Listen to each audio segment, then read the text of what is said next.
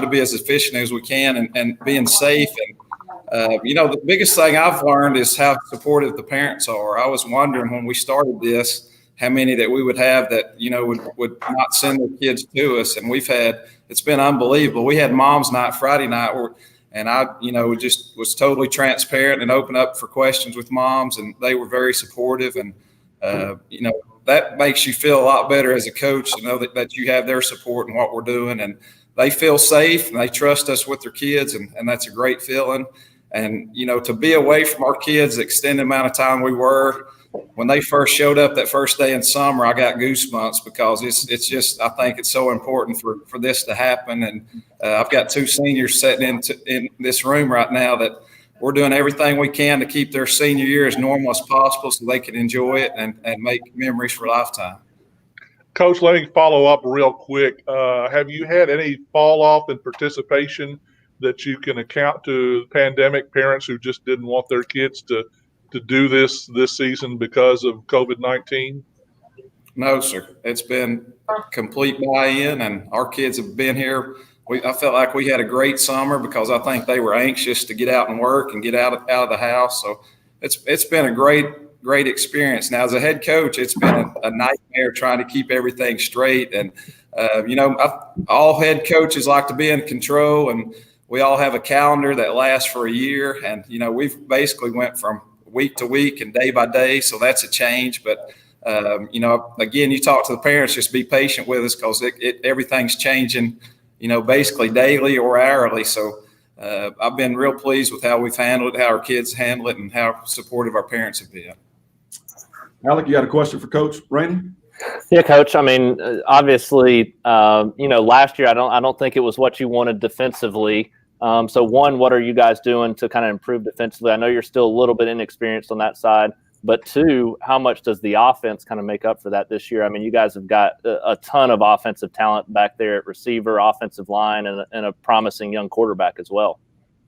I'm a defensive coach. That's what I've done my whole life. So, I knew last year we may struggle on defense. So we went into the year knowing that, and we really opened up the offense. I'm a run the football, play great defense, be good on special teams. And with our personnel, that's the thing about high school football. You have to change with the personnel that you got at the time. So I knew he was going to be really skilled on offense. So being from Oklahoma and in the Big 12 area, that's kind of what I thought we'd be last year, and it kind of turned out that way. So, but we've added a lot of young, really good players, and the kids that played for us last year gained experience and gained size, and I feel a lot better going into this season, and we're excited to get started and carry some momentum that we got, and we're in a great league. It's challenging every week, and so we're excited to see where we stand. Well, Coach, thank you so much for joining us. We also have Cal Parmley that's now joining us from Starnes Media. Cal, are you there? I'm here. Good morning, guys. Do you have a question for Coach? Absolutely. Coach, where do you feel like you are in terms of where you normally would be this time of year? Do you feel like, you're generally at the same progress points as you normally would be? I think there's two areas. I thought our summer is because we had no competitions. And a lot of times as coach, the month of June, we usually have two competitions at the end of June. And you're kind of scrambling to get everything ready at that point. We did not have that. So I thought our teaching progression, offensive and defensively, was slowed down through the month of June. So I think our kids are ahead knowledge-wise of what we're doing. The thing that I was concerned with was as far as tackling and blocking, because we had not gotten any of that in the spring, and I was not comfortable doing that in the summer until we kind of figured out what everything was going on. So to get the pads on, and have scrimmages, I thought that was where we were behind. And, we may still be a little bit behind in that area just because of the lack of doing that. So we'll see where we're at this Friday night. But those are two areas that I think was better. And, obviously, the more you do contact, you're better at blocking and tackling you'll be. I think we may be a little bit behind in that area, but we'll catch up as the season goes. Now, we got a couple players that are with you, Coach, right? We got a couple seniors there. And do you want to introduce them one at a time? And we'll have one come up. We're practicing social distancing. Come up with the media at this time. Okay, I'm going to start defensively. Samuel Garibay. is our defensive lineman for us, has done a great job and really took on a leadership role for us defensively. So I'll introduce him, and he'll take over my seat. Thank you so much, Coach.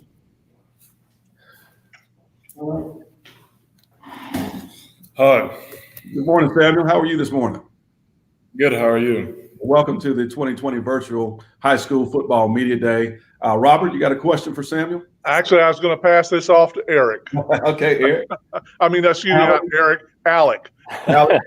Eric's not with us yet. He will be shortly. Understandable. Well, Samuel, I mean, one, I guess, what's your excitement level like that you guys are getting to play a season? And two, just for the defensive side of the football, what's the big emphasis heading into the year? Oh, I'm super excited. We were locked up for a few months there, not getting to see each other or practice with each other. So, we're super ready to get after it Friday. And then what was the second question? Just the emphasis that you guys are focusing on defensively going into the year. We've just been focused on competing and, giving it our all every play, being relentless on that side of the ball, which we've struggled with in the past, but I think we're getting it down right now. Any more questions for Samuel? Samuel, what's going to be the key to you guys being a little bit better defensively than you were last fall? Just playing assignment football and wrapping up and being extremely well tackling. I think if we get that down, would be a very good defense. All right, sir. Thank you. Tell us who your teammate that's going to step into that or sit down in that seat where you are is. Yes. Boy, I mangled that sentence horribly. You know what I mean. Next, we got coming up, I guess, another senior from Spain Park. If you will, give us your name and position. How you doing? I'm Cooper Kelly. I'm a wide receiver. Outstanding. Any questions for Cooper from the media? I mean, obviously, Cooper, the offense has to be pretty excited going into this year. You've got a lot of talent at receiver, a young playmaker at quarterback, a solid offensive line, just athletes really all over the place. What's y'all's goal this year as an offensive unit? Well, most of our position right now, like running back and receiver, we're mostly like smaller skill. So we're not going to be like running it down everybody's throat. That's for sure. I mean, I think everybody knows that. So mostly just trying to complete passes and getting a good average amount of yards like every play. Like try to get more than just like 1 or 2 yards. We're trying to get make big plays, 5 yards or more. So just keep the ball moving down the field. Al, you got a question for Cooper? What's the adjustment been like going from Harrison to Bennett stepping in there as a QB? It's definitely a little bit different because I've been playing with Harrison for 2 years now, so I was getting used to him. But Bennett's definitely filled the spot. He's a little bit taller, so he can see over the line better. They're both very similar, both got strong arms, and I think Bennett will do just as good, if not any better. What's your confidence level like? Just being one of the leading receivers. I believe you were the leading receiver last year on the team. So what's that confidence like for you coming into the season?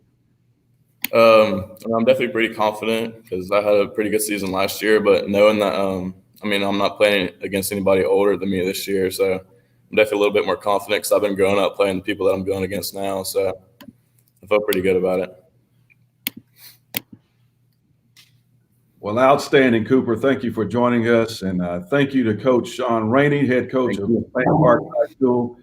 Good luck this season to you all. And up next, we'll have Homewood High School Class 6A is coming in the mix here early in the morning. And thank you so much, Spain Park High School. We'll be back with you shortly in the 2020 Virtual High School Football Media Day.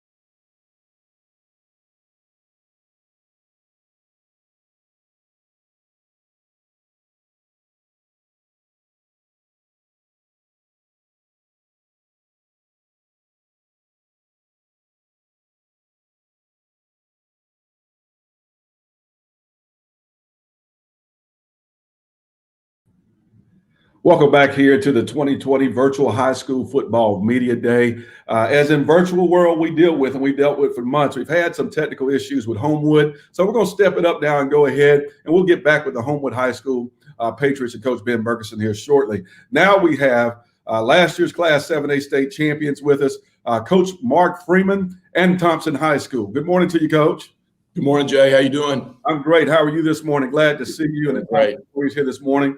We have media with us, Coach. Here we have Robert Carter from the Birmingham Watch, Alec Etheridge from Shelby County Reporter, along with Cal Parmley with Starnes Media that is with us this morning. Jeff Spiegel should be joining us here shortly from ABC 3340. So let's go to the media now. Robert, you got a question for Coach Freeman? Good morning, Mark. How are you doing today? Good morning, sir. How you doing? I'm doing as well as an old media guy can be. So tell us what the new normal is like at Thompson. What have you had to do differently this summer to prepare for the coming season in the wake of the COVID-19 pandemic? You know, we've learned to rely on thermometer guns. Enforced mask issues. Social distance, 15 to 18-year-old young men that by nature want to grab on each other and hit and run and all the things. But I tell you what, there's not a day that we don't thank the Lord that we're here. And those are minor things to kind of deal with, to get these guys to be able to do something they love to do. And I just think everybody around here, you know, you get chastised a little bit for, but man, football is such an outlying resource. You know, it's not about the game night necessarily. It's about all the things that go with it. So we're just blessed to be here. It is a little different, but that's okay. We claim that we're a team that lives out of the box a little bit, so we're just having to get out of the box. Real quickly, do you have any late changes to your schedule as a result of cancellations or moving things around to make games work? Not to my knowledge. At this moment, we do not. We didn't have any out-of-state games, thank the Lord, and we got Oxford. I just hung up the phone from Keith talking about some other things, and so to my knowledge, we're ready to go, full schedule. All right, Kyle Parma, you're up. Well, Coach, what did the state championship do for the program as a whole? I think it validated some things that we had been asking the kids to do, and as far as just their mindset, their work ethic, believing in what we do and what they do. And, just it's something that you live your whole life. And I know Coach Tuberville was coaching. He put a stat out that was just unrealistic when you coach, to think about all the kids that play that never have a chance to win a state or national championship. So I know they're thankful and appreciative of that. But right now, all it is a blue map in our hallway at our field house. Alec, you got a question for Coach Freeman? Yeah, I mean, Coach, obviously one of the big things I want to ask about is this Saturday. I mean, you know, I'm sure there was a time where many of us didn't know if we would get to play football this season, and here you guys are preparing for already one of the biggest games on the schedule this year. Just take me through that. And Coach Etheridge obviously is a very experienced and state championship level coach as well. Both of you off of state championships last year. Just take me through the excitement of this week leading up to that game. Well, obviously it is exciting. We put this game together last year. Keith and I did, and we just thought it'd be a great game for our kids and their kids to play each other, open up football season this year, you know, unaware of what we might be dealing with right now. But it's going to be a great night. And the great thing about these type games is we're going to have a great opponent under our belt week one. They're really good. Their speed is every bit as good as what we'll see, you know, during the course of the year. Quarterback's back. He does a really good job. Of course, you know, Rock, they got some good players, and Keith and them do a great job. And Chad, you know, their defense coordinator. It's just a great challenge for us. It'll be something that we put in our hat and go on and learn from and hopefully get better. But I just think everybody's ready for football, and I pray the weather's good, and that's a great night. What about, starting a new quarterback, the second year in a row you're replacing the best quarterback in the state at the 7A level.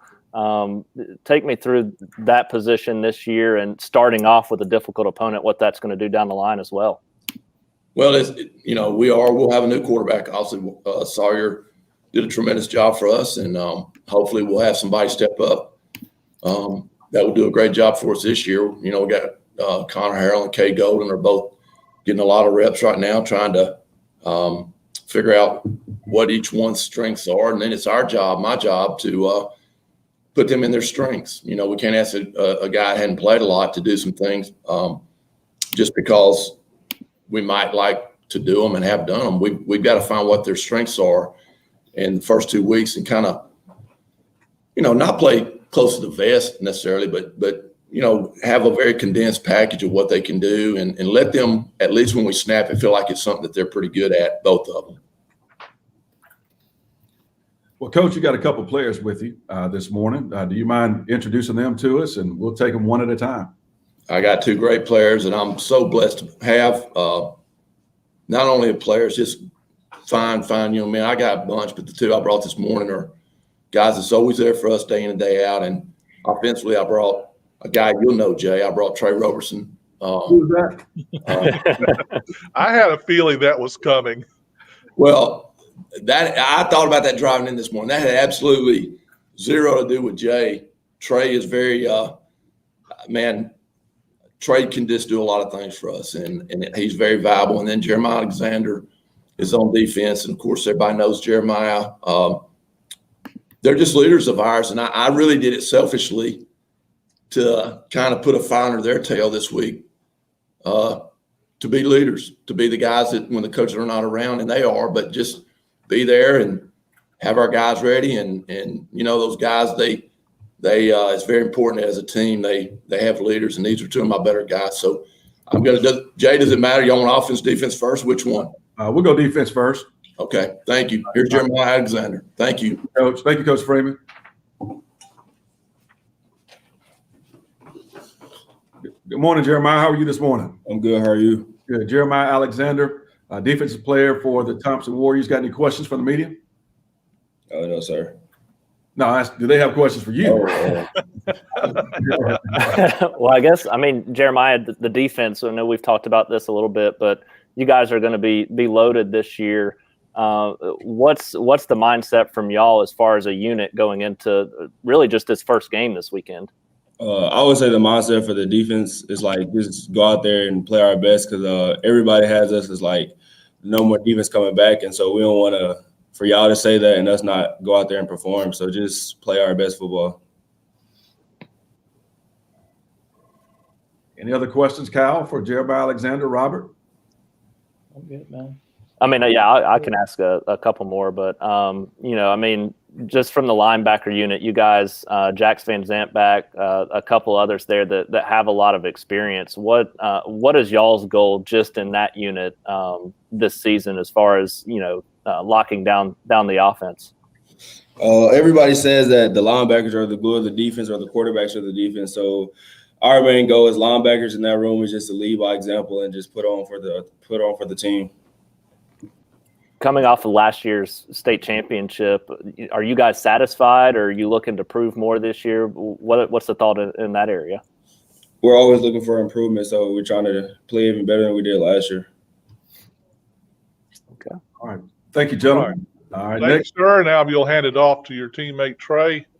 Yes, sir.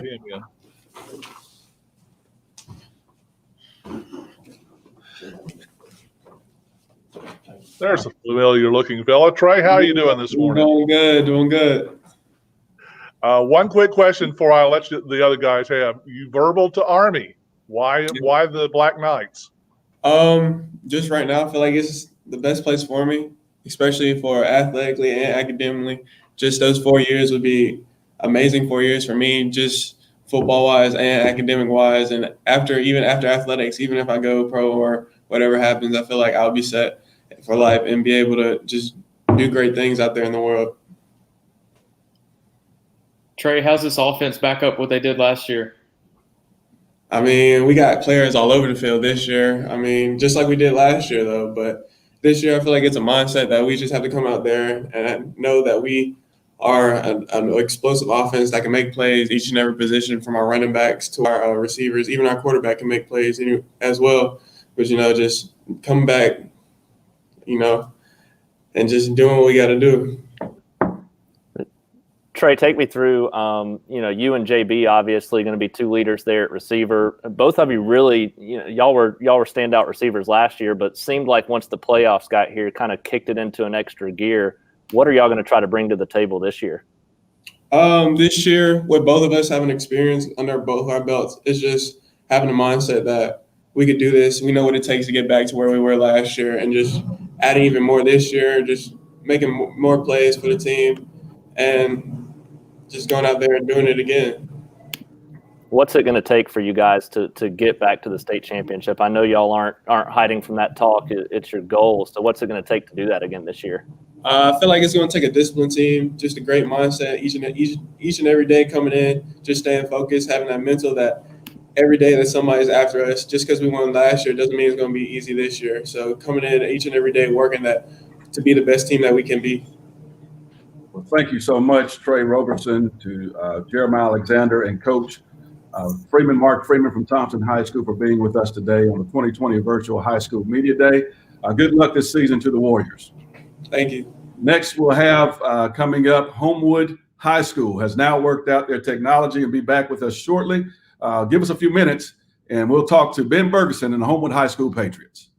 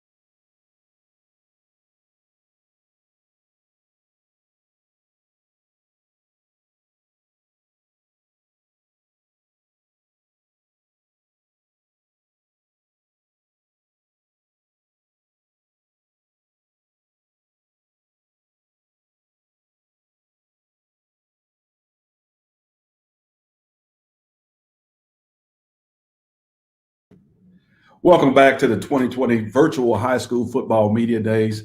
My name is Jay Roberson, your host.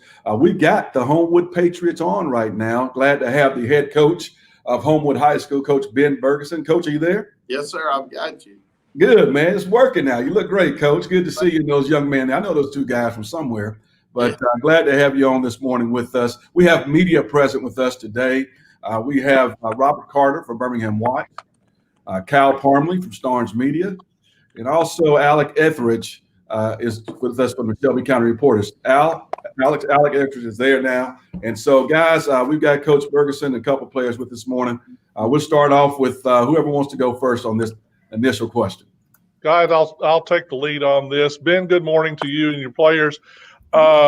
We already know that you've got one change in this season right off the bat in the second game of the year, but I'm sure there's a whole lot of things that you've had to change in the run-up to this season. Just give us a kind of a rundown of things that you've had to do differently to prepare for this season with the COVID-19 virus looming over all of us.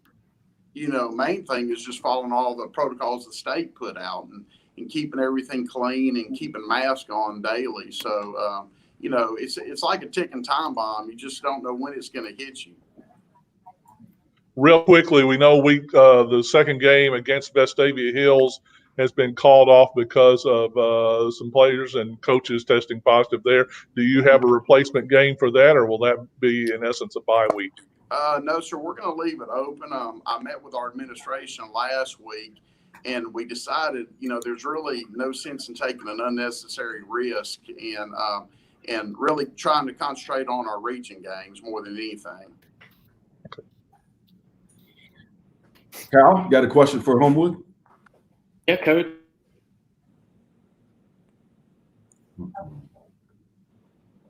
Play on Friday?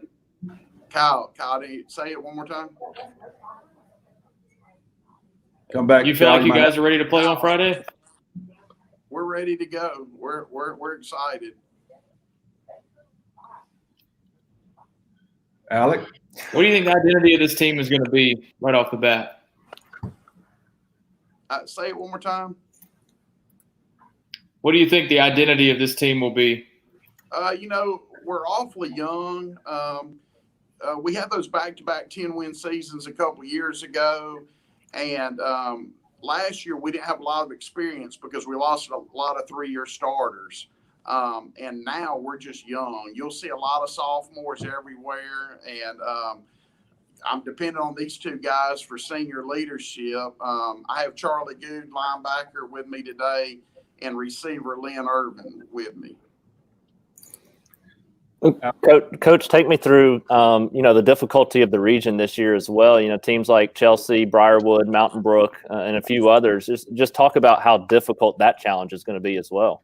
The change is exciting to me. Mountain Brook is definitely the team to beat. We've got 16 seniors, and I think I read the other day they have 42. So, Ouch. Yeah, they're used to playing at a really high level also. And, we're excited about playing Briarwood again. There's a lot of history and tradition, in that game. And it's a much tougher region than we've been in the last few years when you add Shades Valley and Chelsea and teams like that into the mix. Well, Coach, if you can, introduce your players again, and we'll ask them a couple questions. Okay. To my right is linebacker Charlie Good. He's a senior. He was our defensive MVP last year and led our team in tackles. And to my left is Lynn Irvin. He's a senior receiver. He played in Trey Osmer's shadow last year, but this will be his year. He had over 500 yards receiving last year, and Lynn's sneaky good. So, Any questions for Lynn or Charlie? Yeah, Lynn. Just how do you feel stepping into that lead receiver role? I mean, it's definitely a big role to fill. But last year, just learning from Trey, because Trey really taught a lot to the other receivers. And our receiver coach has taught us a lot. And Coach Bruno, I think it's going to be good.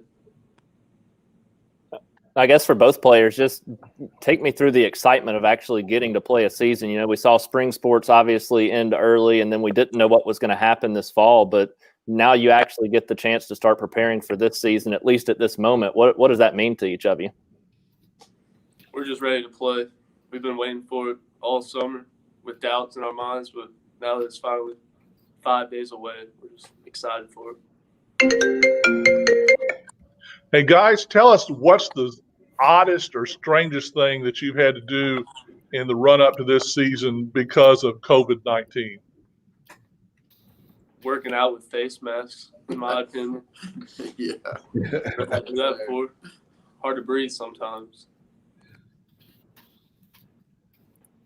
Any other questions for the players? Coach Bergeson. I got one comment, Coach. I appreciate you going back to the Patriot and the three-point stance on that helmet. Yeah. Love the old school look. Hey, I've got all kinds of old alumni wanting to buy helmets now, so maybe I'll just have a fundraiser. I'm buying mine, Coach, so let me know when you get it ready.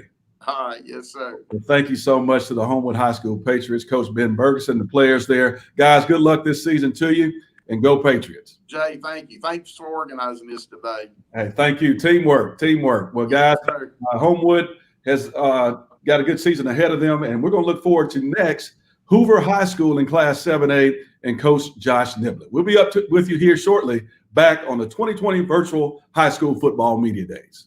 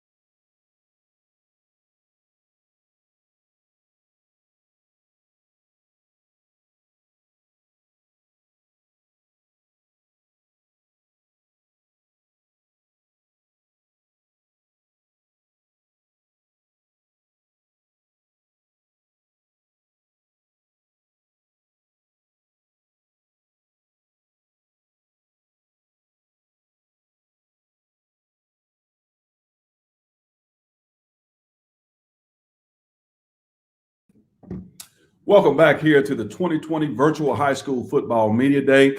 At this time, we're going to talk to Hoover High School and the Hoover High School Bucks football team. We have head coach Josh Niblett here with us today. Coach, how are you this morning?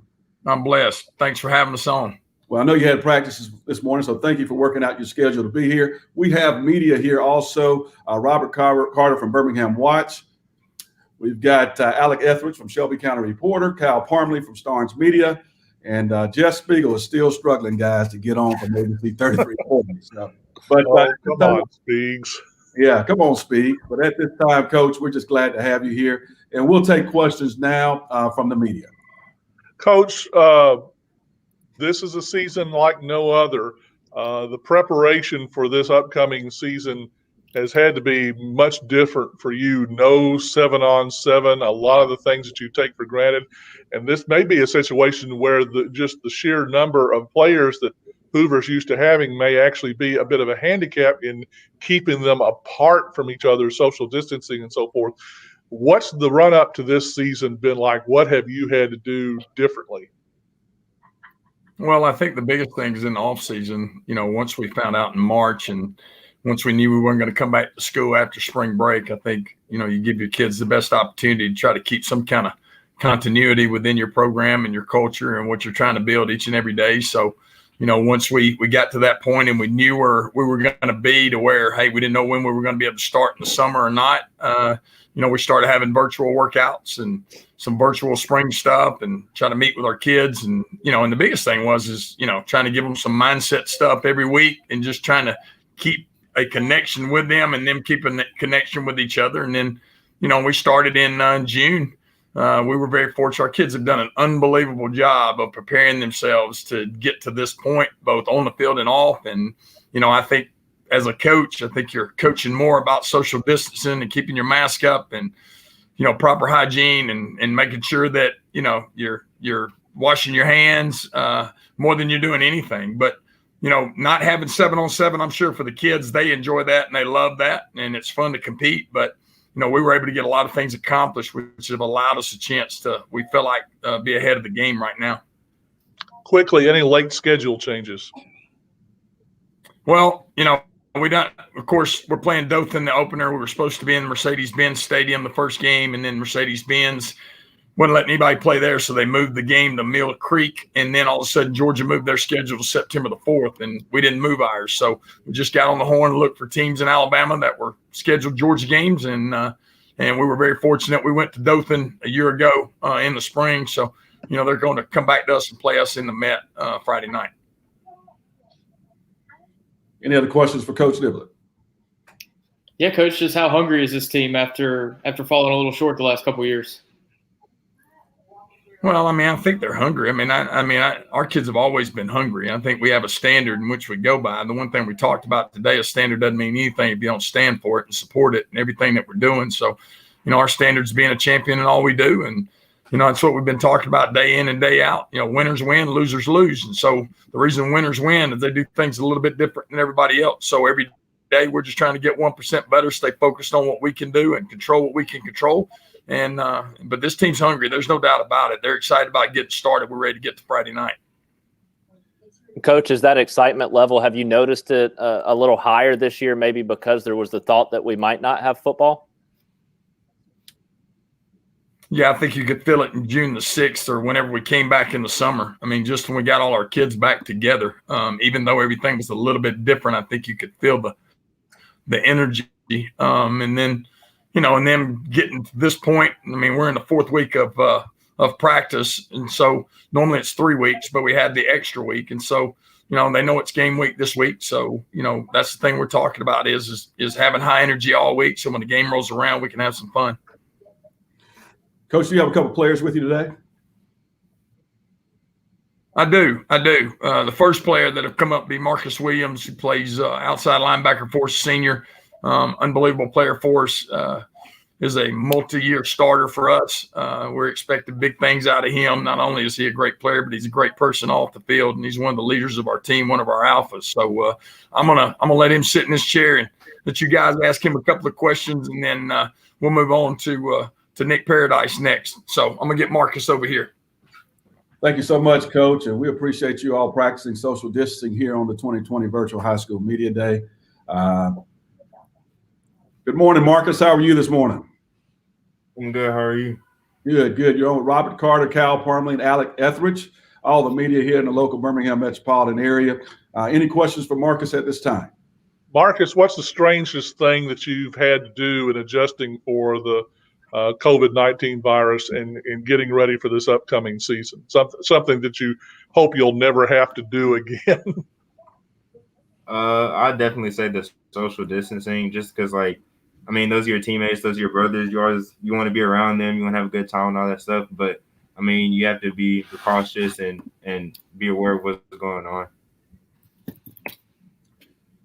Marcus, what's the defense look like to this point? Defense is looking real good. I can tell we're a very fast defense, just like last year. So we're ready. We're ready for all the teams we got to play, ready to run sideline to sideline. What's your excitement level like just getting the opportunity to play this year? We were just talking about how in the spring you had a lot of seasons cut short. So the fact that y'all are right now scheduled to play, what's that excitement level like for you? We're definitely all excited just because, I mean, just like Coach just said, we almost didn't have a chance to play. So just being afforded the opportunity to get on the field and play with our brothers, especially the seniors, our last go around, we're definitely excited, ready to play. All right. Any other questions for Marcus, gentlemen? All right. If you can, tell us your teammate's name for us. That's coming up next. Like that. You can introduce yourself. Yeah. All right. Thank you, Marcus. Yeah. So we'll bring up Nick Paradise next. He plays center for us. He's a senior, one of our alphas on our offense. And, Nick's a multi-year starter also for us, big-time leader for us. So I'll let him come over and sit down now. Thank you, Coach.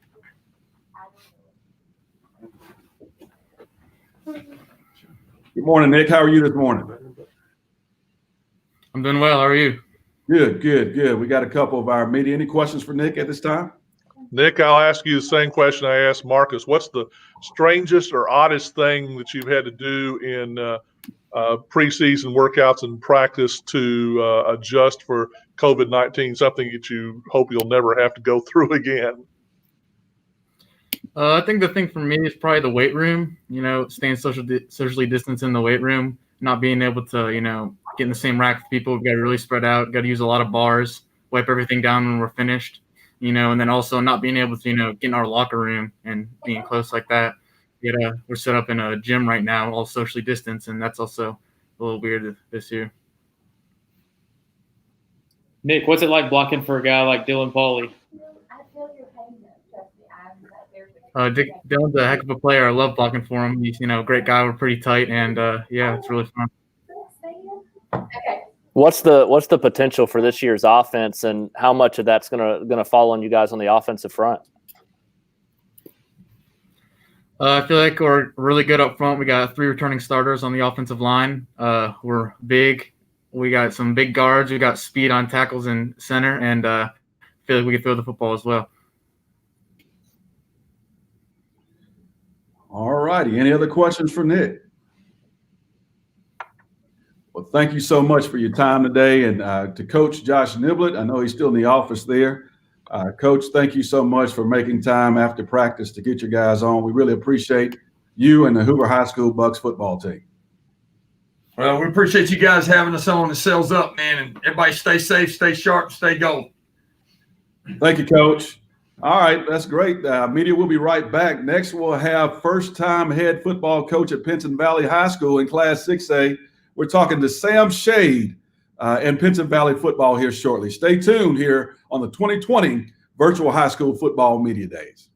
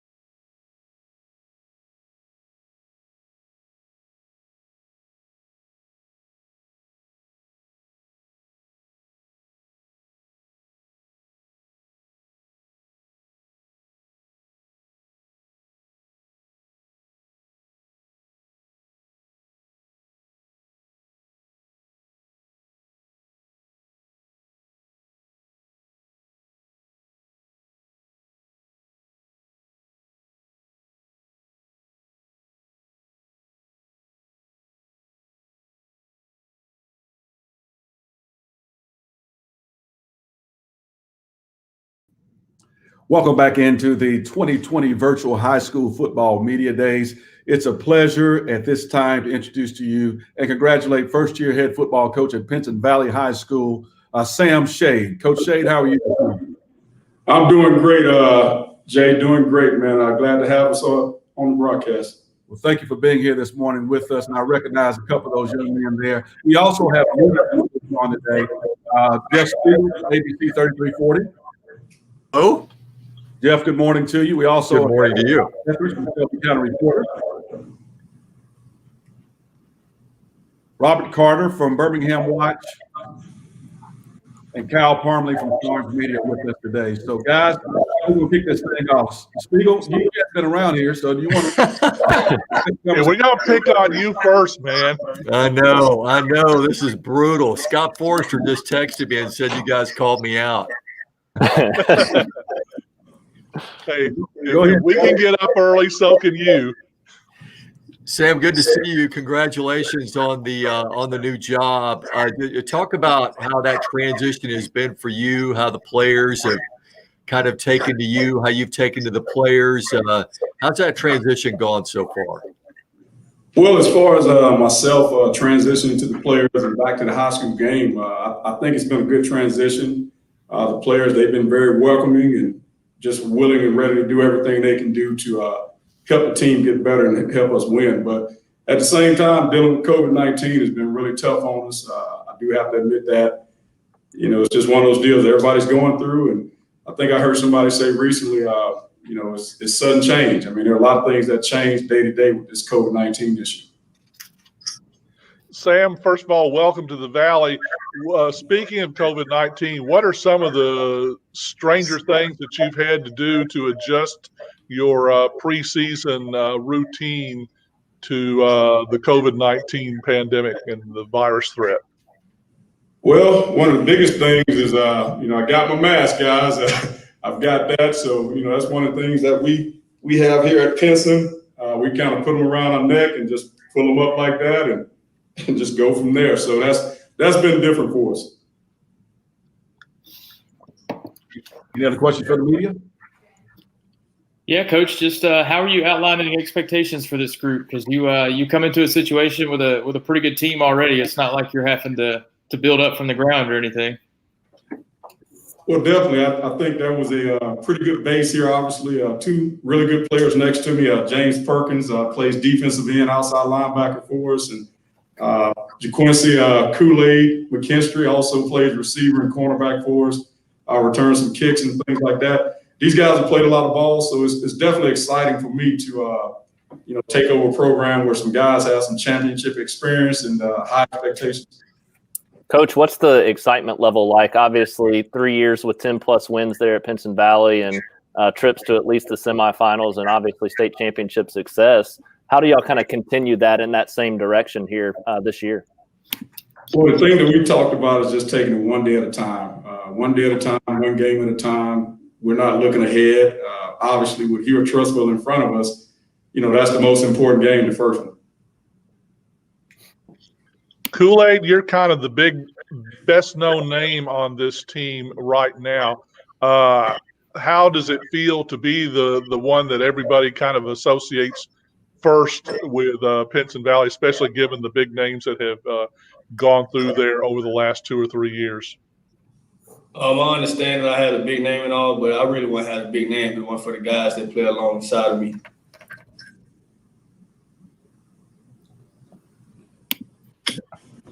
Any more questions for the players? Yeah, I've got one. Go ahead. You're up, Jeff. No, you got it. Kyle, were you going to go? Go ahead. Yeah, James, just what's the defense look like? The defense was strong. We had a strong back end. We got mostly seniors on the defense, and it's a really, I guess, a lot of trust on the defensive side of the ball. We feel like if believing in one another, we all get our job done at the end of the day. And I'll kind of talk about that also, defensive. I think, like Perkins said, we've got a good number of seniors on that group. Got some guys that have played a lot of football, and the thing that they do, they fly around, they chase the ball, they pursue, and I think we got a group that's going to play hard for 4 quarters on that side of the ball. Sam, talk about Zach and how he's transitioned there. I know he's a state championship winning quarterback, but for an incredible program at Fife. But that was a smaller level of football than you guys play at. How do you expect him to transition into that role as quarterback on your team? Well, the thing about Zach, obviously, he's played a lot of football, no matter what level. He's won 30 straight, so obviously he's played a lot of football. And the thing about him coming into this offense, it's different from what he's done, but at the same time, he's a smart kid, 24 ACT, 4.1 GPA. So he hadn't had a hard time picking up the offense, but it's definitely going to be a little different for him. But I think once pads get put on and he gets going on Friday nights, I think he'll feel like he felt that fight. And I wonder if I could get the players' perspective on how Zach has looked in practice and what kind of player they see him as being. I feel like Zach is a very competitive player. He never want to lose, and that can be walking on the field, walking back to the locker room, wherever it is. He want to compete and he want to win. Yeah, like Kool-Aid said, he's very competitive. Like rushing after him, he's gonna make you work to get the sack. So he fits right into our program, and I believe he's gonna do special things for us at quarterback. Coach, real quick, I want to ask you about your newest assistant coach there, cornerback coach that's fairly well known to both Alabama and Auburn fans. My question is Chris Davis also going to coach your kick return guys? Well, I tell you, we've got one of our other coaches. He works with them also, but Chris worked with the returners. So fortunately, we've got two guys working with him, and obviously, Chris has done on a high level as far as college ball and pro ball, but he's definitely working with the returners. Well, thank you so much to Coach Sam Shade, to Kool-Aid and James.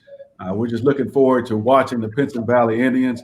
I believe I'm coming out to the first game Friday night against Trussville to come check you all out. So good luck, and thank you to our media for joining us today. Next, we'll have Minor High School and Coach Adrian Abram will be with us from Minor High School and the Purple Tigers. We'll be talking to you shortly back here on the 2020 Virtual High School Football Media Day.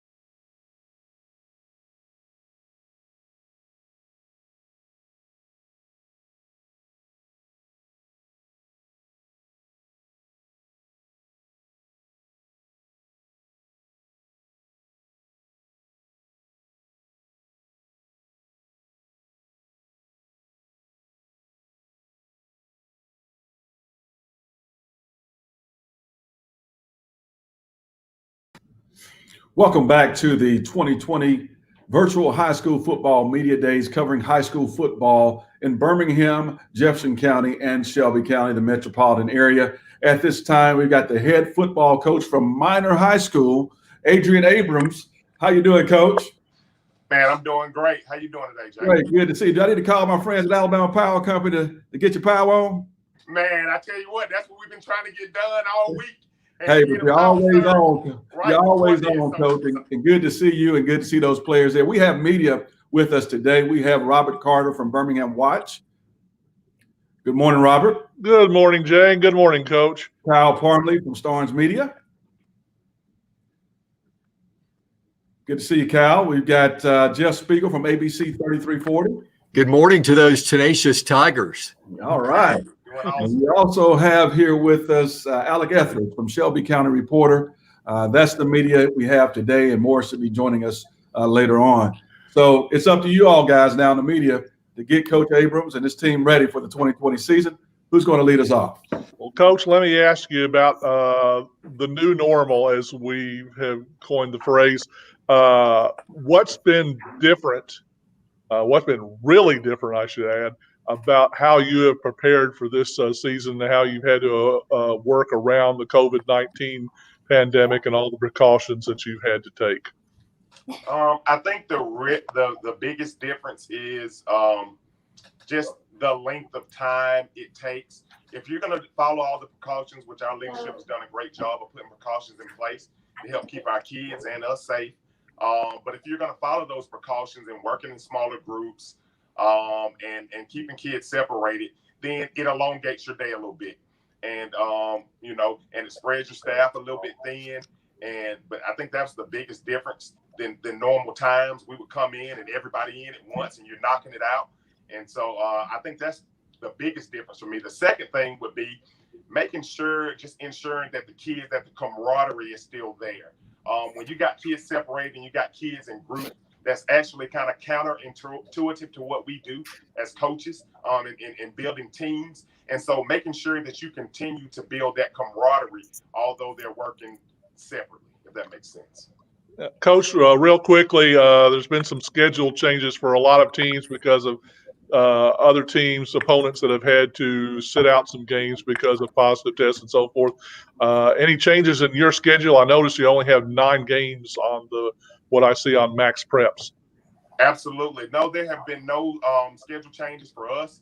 And, initially going into the year, we were only able to schedule 9 games.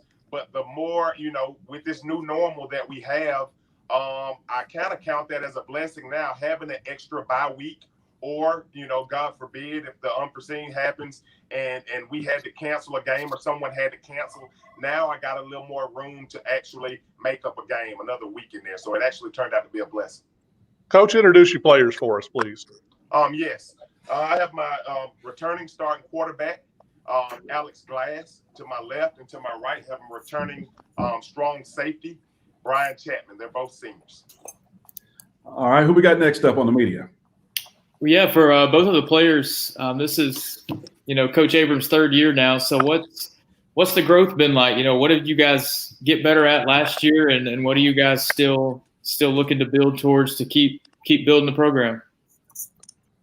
Personally, I think last year we did a better job, coming together as a team. I think fall camp really helped us, bond, and on the field that translated. Like, we all played for each other.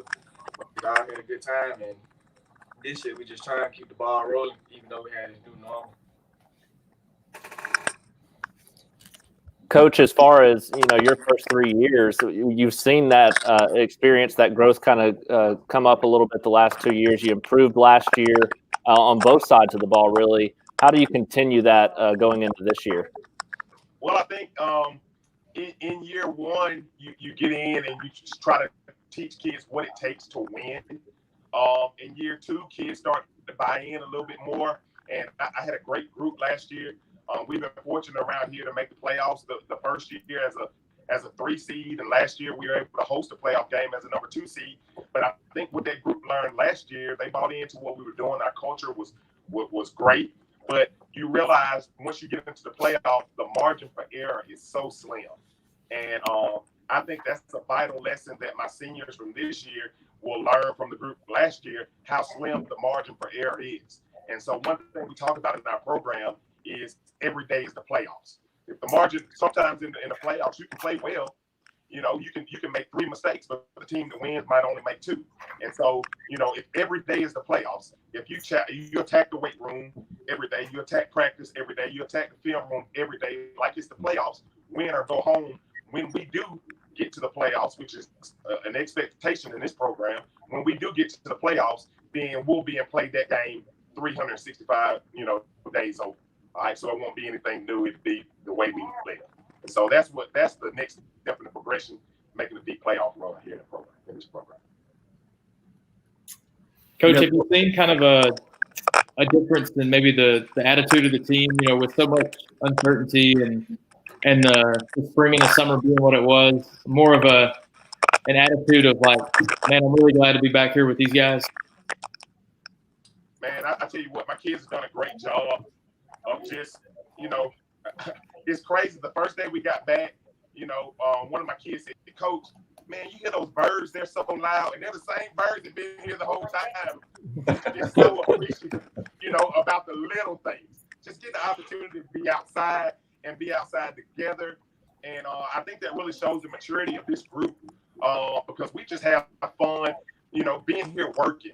And it's definitely not something that we take for granted, so I want to thank the AISA. I want to thank, everybody in Jefferson County's administration. I want to thank our administration here just for allowing us to have this opportunity. And I just think it really magnifies what a blessing it is we get to play this game, to coach this game, to be around this game. Any other questions for the coach, Coach Abrams, or the players?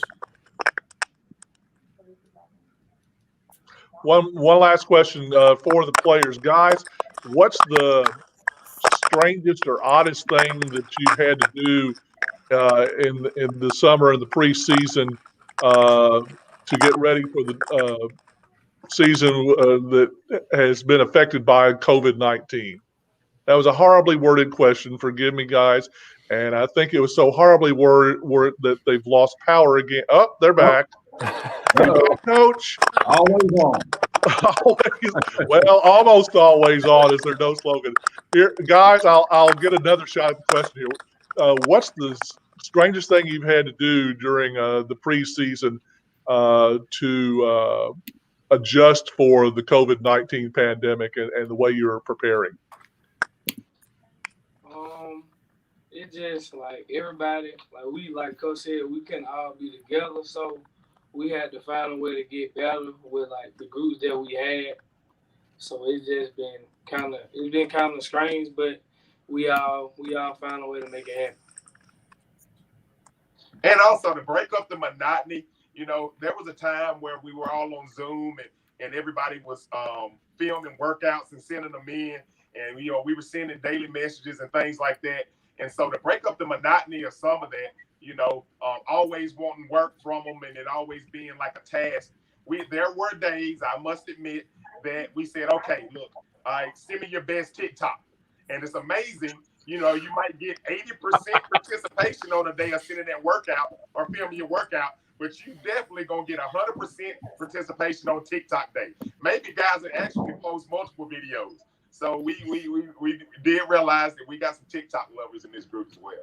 Well, that's Coach, I have a hard time believing there's anything monotonous around you. Well, I actually joined it. I actually made my first TikTok during the quarantine. My 4 kids were home from college, and I guess by a month 2, they finally twisted my arm enough to get me involved. So it was a fun time for all. Thank you, Coach Abrams. I'm interested in how you feel about your new region. Hey, in the not so distant past, I was a part of Region 6, 7A, Region 6, and a lot of my coaches were either they played in it or coached in it, and so we all know about that region. And so around here, every day is the playoffs. It really doesn't matter who it is. Got the utmost respect for all the coaches and the teams in our region, but at the same time, doesn't really matter who it is to us. Just line it up. Well, thank you so much to Coach, Thanks, Coach. Adrian Abrams, and thank you to our media for asking questions. I can't wait to see that TikTok, Coach. That being said, Please don't. yes, I'm going to tune in tonight on TikTok, I promise you. Thank you to our media. Hey, guys, we're going to go ahead and segue now straight into Tom Causey and Pelham High School at this time. And if we can pull up Pelham High School, thank you, Coach. And the Pelham Panthers, Coach Tom Causey, good morning to you. Morning. Welcome to the 2020 Virtual High School Media Days. We've got with us Jeff Spiegel from ABC 3340, Howard Etheridge from Shelby County Reporter, Kyle Parmley from Starnes Media, and Robert Carter from Birmingham Watch. Guys, it's on you now to our media, and glad to have you, Coach. Thanks for having us. Good morning, sir. And my first question is, what are some of the adjustments, particularly some unusual adjustments that you've had to make during the spring and summer, what really was summer practice, and that you've had to adjust because of the COVID-19 pandemic? Well, I mean, I don't know if you got enough time in this segment for that. I mean, you know, it's totally different from what we've ever done. And, you know, we were an extremely young team last year, and not having a spring training was big for us. And then going into summer, normally doing the install all summer long, you're doing your special teams, you're doing your install offense defensively. Those things are already done. And it goes back to guys that's been coaching for 25 plus years. We used to do an install sheet going into practice in August. Well, we had to go back to that. We had to go back to how we were going to put things in, because in the last 15, 20 years, that was already done. And so this year it was a little different. And the timing in our passing game with our quarterbacks and receivers, you can do those things and you do them against the air, but everything changes when a defensive player steps over in front of you. So that's been really different for us this year. And obviously the workouts from March until June 1st were different, where I think we got a really strong group of seniors this year and juniors that are leaders in our program.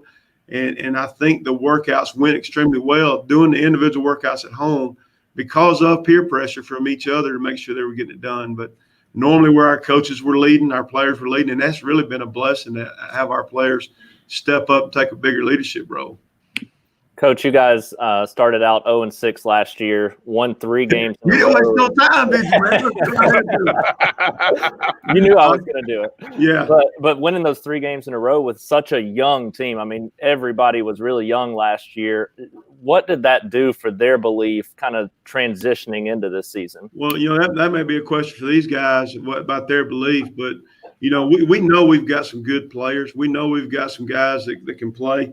The biggest thing we're missing at Pelham, and until we do it, it's not, you can talk about it till you blue in the face, but is that expectation to succeed, and the expectation to succeed on a bigger level. And I think our group this year may have that, and that's been built in for the last 5 years, and hopefully that'll emerge itself this year. But you know, I think anytime you can finish the season winning 3 out of the last 4 is a good thing. The only bad thing is you do that, you know, you're not in the playoffs or you didn't win a state championship. So it was good for our young guys to experience that. I'm super anxious about playing Friday night and seeing what they look like, because you can go against each other all day long, but until you play somebody in a different color uniform, you don't know for sure. Speaking of players, Coach, who have you got with you today?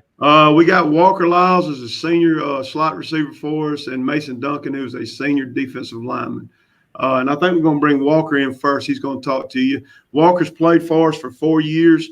This is his 3rd year to start. We've increased Walker's role in our offense, moving him around the field from slot to wide receiver, even some tight end stuff. So we're excited about how he's grown as a leader and as a player. So I'll bring Walker in. He's going to come sit in my seat. Okay, Coach. Good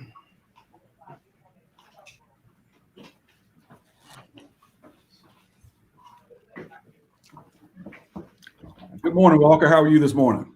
Good. How about y'all? Good. Glad to have you. We got media on here to ask you a couple of questions. Who wants to start this off? Walker, you know, I think a lot of people might not view y'all's offense as being dynamic, but, you know, being close to the program, I know you guys got a lot back this year, especially a lot of young talent. at running back, receiver, up front on the line. Just take me through how dynamic this offense can be, and how underrated y'all might feel. Very dynamic. We can run the ball, pass the ball, and we do basically anything. We got two of the best running backs in my eyes in the state of Alabama. We got probably one of the best receiving cores in the entire state. And the offensive line is just phenomenal. What about with Will stepping in there at quarterback this year, replacing his brother? What's that connection been like for you guys? Since me and Will are close personally, it's been pretty good, and we're able to get our timing down and all that type of stuff. He's gonna be a great quarterback for us. Walker, Alec mentioned a while ago about you guys starting 0-6 last year. How did you keep that from turning into 0-10 instead of finishing strong like you did? We just went week to week, honestly, and we just had to push that to the back. Each week is a new week. And Dennis Martin out 3351. Dennis out 3351. You must be at school, Will. Oh, that was me. Oh, that was me. I'm sorry. Look, I got to fix that. I'll fix that. You're out of school, Jeff. Can I get Walker to answer that question again? I'm so sorry. We just had to push. We had to go week to week. So if we lost the game, put that in the back of our mind and go on to the next week. Each week's a new task. And what did that do in terms of getting some momentum for this year? I think we finally, toward the end of the season, we finally grew up a little bit, and we were just able to experience a couple wins. Walker, do you feel like with having Gabe and Dylan back at running back, a lot of teams may focus on that? Is that going to help open things up in the passing game, you think? For sure. The linebackers and the safeties will start coming down to try and stop the run game, and whenever they do that, we just go over the top. All right, Will. Who do we have next there at Pelham? The next player for the Pelham Panthers. Mason Duncan. All right, thank you. You might take my job, Will. Keep doing what you're doing. I like it. Or Jeff Spiegel's job. Easy. Good morning, Mason. How are you this morning? Good. How are y'all? Glad to have you on. We got the media here that's going to ask you a couple questions this morning. Who wants to kick us off? Mason, what is the strangest? I'm sorry. Go ahead, Kyle. Well, Mason, how does the defense improve upon what you guys were doing last year? Last year, I don't think most of the defense was really into the game as much as I wish we were. And I'm hoping with the guys we have this year, we've gone through the losses and know how bad that was, so we're ready for this year. What is the strangest thing you've had to do in this preseason that's been forced by the adjustments for the COVID-19? Staying away from my brothers on the team, 6 feet apart. Mason, I know the defense at times last year, especially in the 0-6 start, it kind of struggled. But then when you win those 3 in a row, giving up 20 or less in those 3, take me through what kind of started to click with those young guys late in the year last year, and what y'all are going to do to kind of improve on that this year. Well, obviously no one wants to go 0-6, but 0-10, that's just completely shut down. So we had to do something at that point. What is it that you think kind of changed, and is that something y'all are going to try to use this year? Our mentality is just, we were tired of it. We're still tired of it. We're not satisfied with those 3 wins, but can't change that right now. But Friday night. Mason, it sounds like there's a little bit of an edge, a little bit of an anger maybe on this team, a little bit of, wanting to go out and prove something. Would that be accurate for this team? Absolutely. That's exactly what I mean. Do you think y'all have what it takes to win a championship this year? I know I've heard a couple players kind of mention that. Is that a belief right now? I truly believe that we have a chance to win the state championship. But getting back to that edge and that little bit of an anger and all that, how do you turn that into a positive? And it's one thing just to go and play angry, but you got to play well too. Yeah, you got to focus on using the anger during the play and not have stupid penalties after the whistle or anything like that, because that's just going to hurt us. And just use that motivation from last year to help us out. Well, thank you so much to the Pelham Panthers. Thank you to our media for questions with this segment here. Tom Causey, Coach, thank you so much. I'm glad you got your daughter settled in Southern Miss yesterday, and you caught you on the road. So thank you so much for your time. And we'll be back here shortly, ladies and gentlemen, with Midfield High School, the Midfield Patriots, and Coach Rod Isaac. Stay tuned to the 2020 Virtual High School Football Media Day.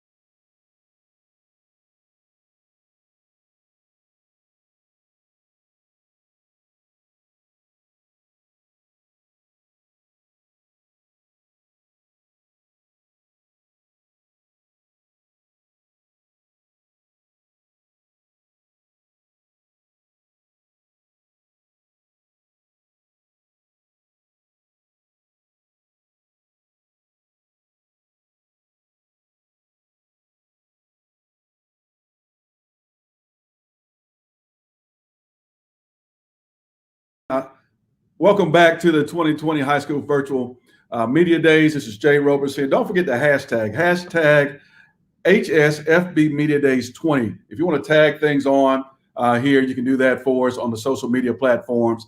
At this time, we have the head coach of Midfield High School, the Midfield Patriots, Coach Rod Isaac, my old college teammate. How you doing, Coach? Hey, I'm doing fine, Jay. How you doing, man? Good to see the Patriots here this morning here on this media day. We have with us some media that's going to be present. Jeff Spiegel from ABC 3340. Good morning, Jeff. Good morning.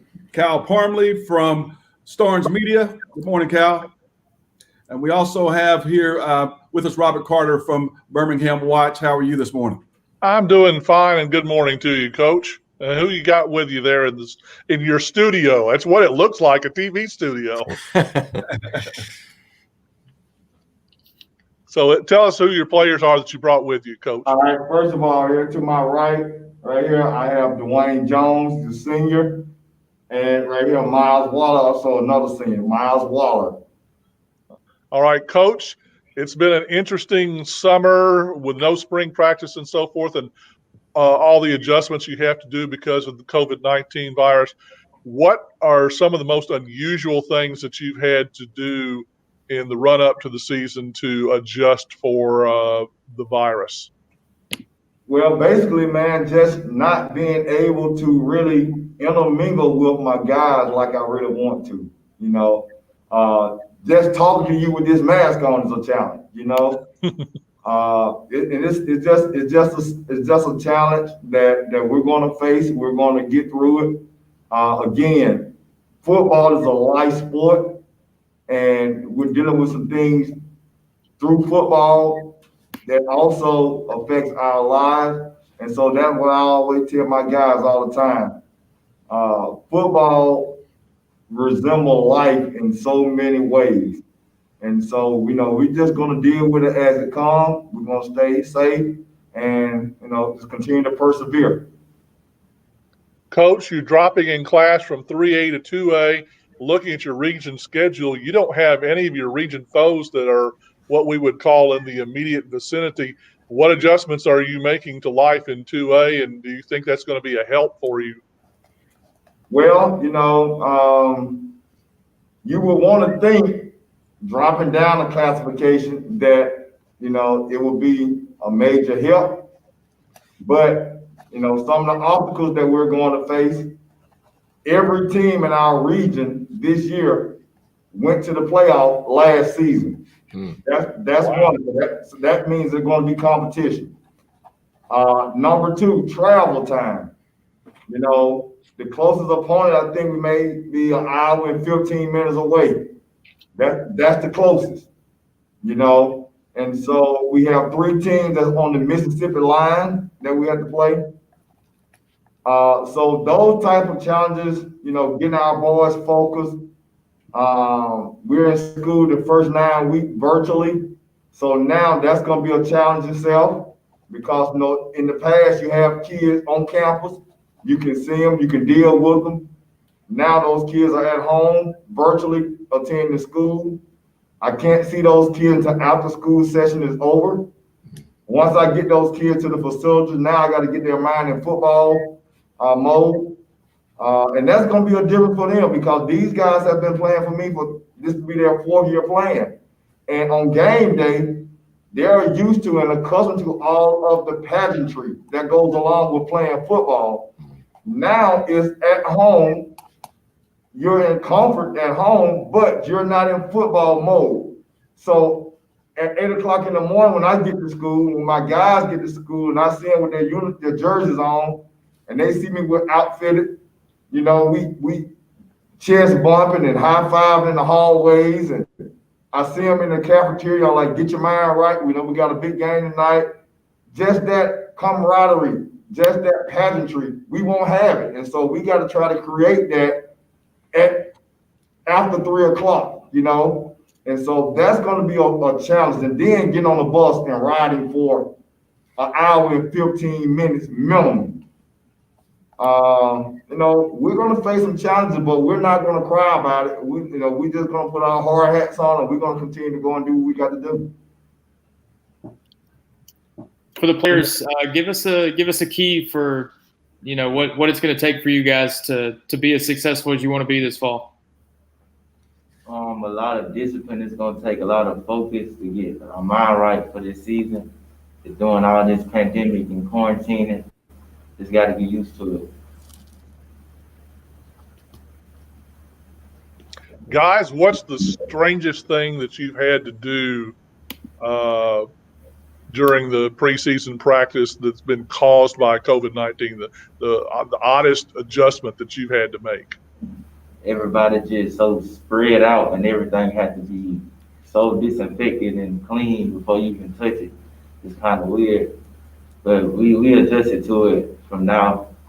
So we'll see how it goes from there. It will be bad. Yeah. Rod, I have a two-part question. Okay. Number one, how good of a player was Jay Roberson? Oh man, hey, he's supposed to be the good player because he's the quarterback, man. Hey, that's a linebacker, Jeff. And number two, how do you recreate that? Can you recreate that, what you're talking about, that game day attitude between 8 a.m. and 3 p.m.? Can you recreate that virtually? And we can't. We can't because of the simple fact that, I'm going to have to make sure I'm on the phone, making sure that my guys are up, they're not in the bed, and they're online doing their classes. So me and my coaching staff, that's going to be our task from 8 to 3, making sure that the kids are on task, they are in their classes like they're supposed to be, on Zoom meetings or whatever, make sure they're doing their lesson, going by the classes, because the teachers will still be here housed in the building. And so, I'll be going to teachers peeking in their room, hey, is Miles on? Is DJ on? But these two guys right here, I don't have to worry about them. They're going to do their thing. But, I got 30 guys, and I have to make sure that all 30 of my guys are where they're supposed to be and doing the things they're supposed to be doing from 8 to 3. I can't see them like I could if they were at school. Do you think football coaches are wired to make adjustments on the fly like this, like you're having to? No doubt. It's just part of our DNA, and everybody in their profession and in their craft have to be able to adjust. You guys in your profession, you have to adjust. We know coaches in their element, we have to adjust. So everybody have to adjust in their careers and in their livelihoods. And so, we're wired for this. Coaches do a great job at feeding off each other. So hey, if I don't know something, I got a colleague of coaches that I can get on the phone and say, Coach, hey, how did you handle this situation? And then in the reciprocal, they'll do the same thing for me, Coach, tell us real quick about this region that we don't know much about here. Who are you mentioned everybody was in the playoffs last season. Who are your main foes in Region 5? Everybody. There's not one that stands out? No. And I say that because I don't know anything about them. Other than everybody went to the playoff. I don't have film on them. We didn't play a common opponent last season. I don't know anything about them, and hopefully they don't know anything about me either. But that's going to be a challenge. Now, some of the names up. I'm familiar with Aliceville. I know their power program. Addison is a strong program that I've heard over the past, but for the most part, like I said, every team that we have in our region, they went to the playoff. They had pretty good records. I did my homework, and so everybody had a remarkable season last year. All of them made to maybe the second rounds of the playoff, and so going into that, we know each week is a big week for us, and so we got to stay healthy. Both stay away from this COVID crap, and we have to stay injury free. And so those things that we have to make sure that we do our very best on those ends. Well, Coach Rod Isaac, the midfield Patriots, to those great young men next to you, you all have got the best setup we've seen all day. 2020 Virtual High School Media Day. You represent well, and Coach, good luck to you and your team this upcoming season. Hey, we'll appreciate it, man. We just, we try to do our very best. First of all, I want to give a shout out to my superintendent, Dr. Sean Williams. I want to give also another shout out to my principal, Ms. Tanisha Armour. They have been very, very supportive because, they could have easily said, Coach, we're going to shut this down. We're not going to play football. And we had discussions. We had conversations. The superintendent came in, he spoke with my boys, and he just wanted to let them know how he felt, his heart was on his heart. We contacted and talked to their parents. And I just applaud them because they have some tough decisions to make. As the superintendent of the system, as the principal of the school, they have some really tough decisions to make that's going to not only affect them, but affect the livelihood of these young men. And I'm just third. I guess I'm third on that poll, and so I just want to give a shout out to those two administrators for being so passionate about the sport, passionate about these kids, and considerate in these times that we're dealing with.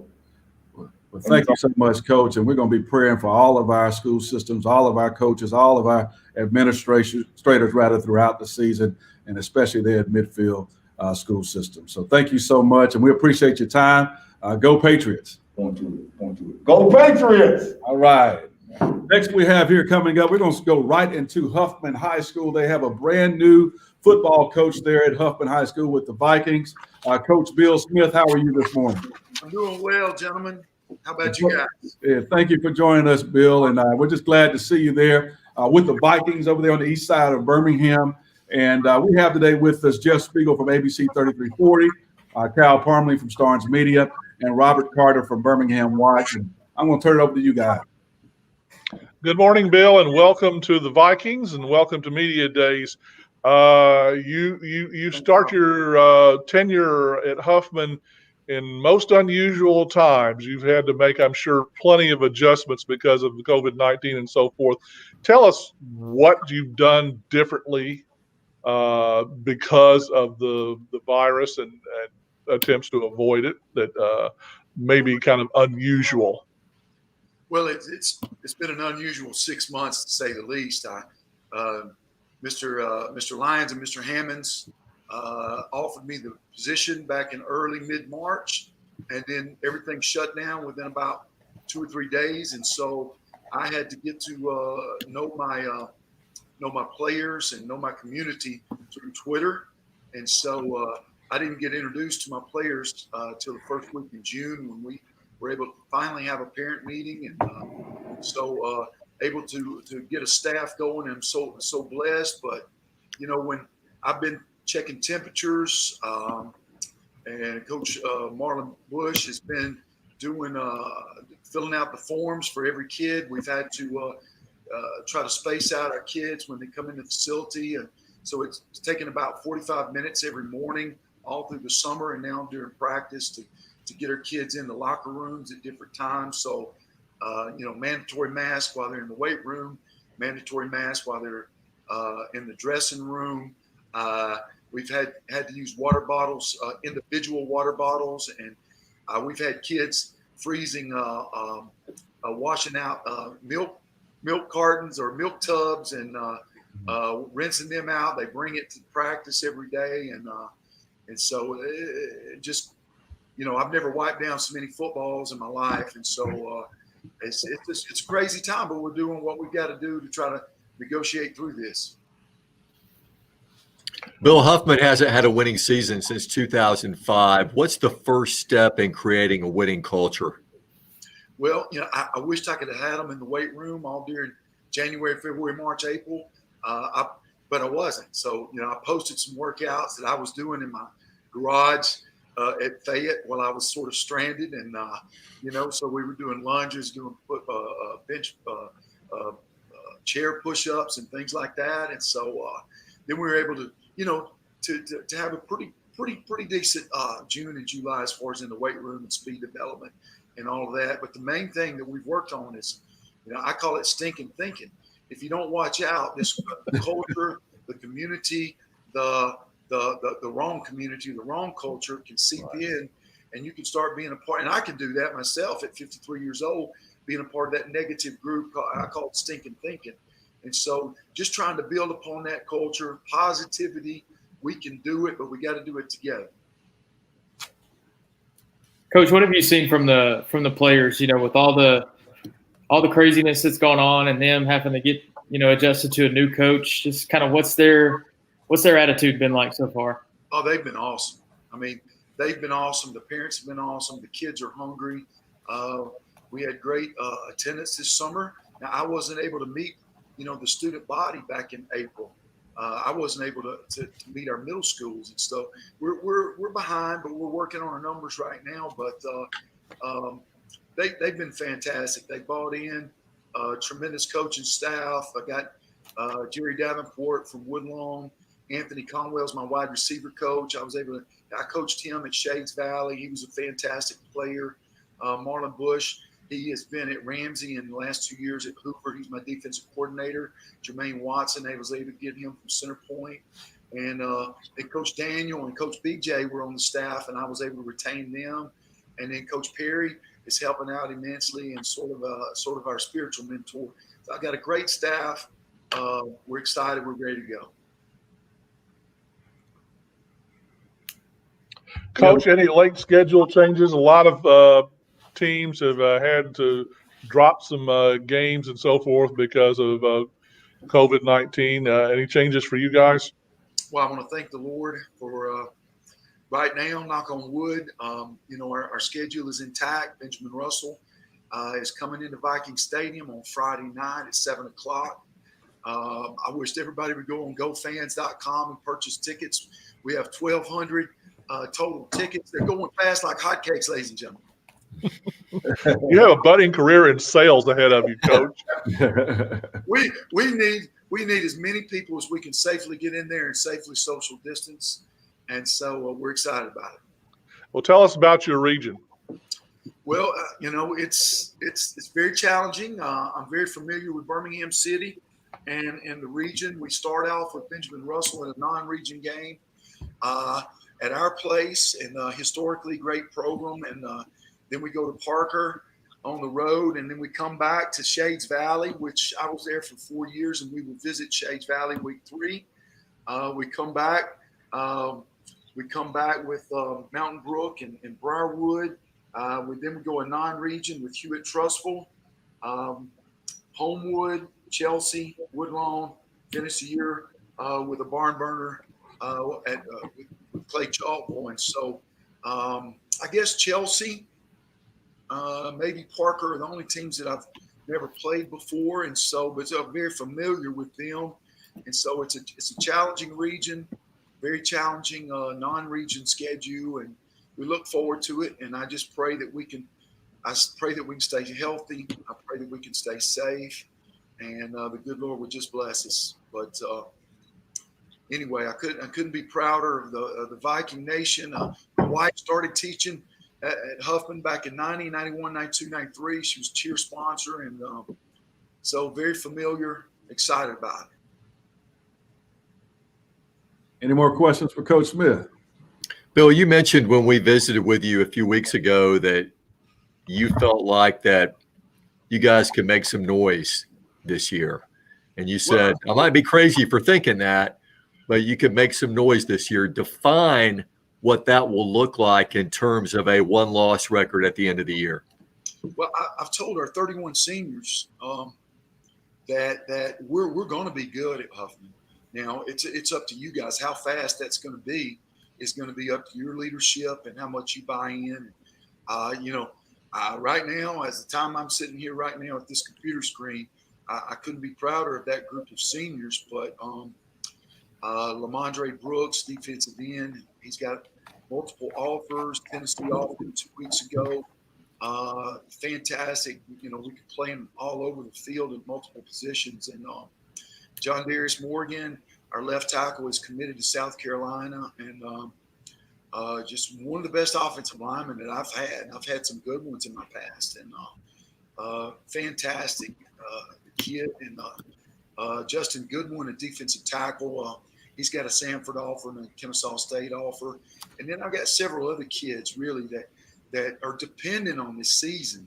I've got 5 or 6 more kids that can sign at various levels, but they need their junior year film is good, but they really need it. And so I'm just praying that we stay healthy. And I don't know, Jeff, exactly what that win total would be. I just, we're believing that we're going to make the playoffs. And once you get in the playoffs, then, I've never wished so hard that I have to travel to Montgomery. For years, I wanted to have to do that. And I think I've made the playoffs 7 out of the last 8 years at 3 different schools. And so I'm planning on doing it this year. I just hope I have to drive to Montgomery in person. If I have to do it virtually, that'd be wonderful too. But we just want to make the playoffs and then see what happens. Outstanding. Any other questions for Coach Smith? We have something in common, Coach Smith. Yes, my sir. My wife also taught at Huffman, and she was a cheerleading sponsor in the mid-2000s. And I remember the old Huffman High School with the Octagon building. Absolutely. Yep. So we got something in common there. So, hey, good luck this season. Glad to have you on here, the 2020 Virtual High School Football Media Day. Up next, we'll have J.O., Jackson Olin High School, and Coach Tim Vakakis will be joining us as we talk about the Mustangs. Stay tuned for more on 2020 Virtual High School Football Media Days.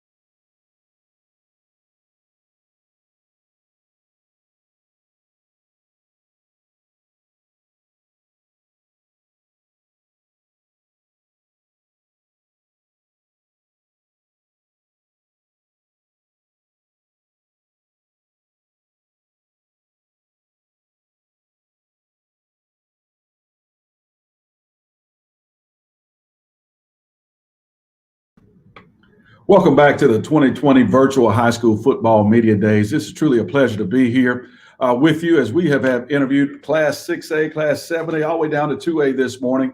Now we've got the coach from Jackson-Olin High School, Coach Tim Bakakis. Now, this is unusual. Coach is in his car, and it has to be a first for High School Football Media Days. Coach Bakakis, you there?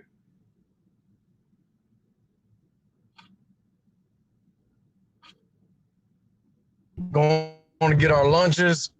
I'm doing a few different things. I'm unpaid now, but it's okay. That's how it is. All right. You're always on the move now. So be careful while you're driving, and we're gonna make this quick because coach is busy. So to the media, the first in the car interview virtually with Coach Tim Bakakis. Hey, Coach, Robert Carter from Birmingham Watch. So now we have virtual mobile high school media days.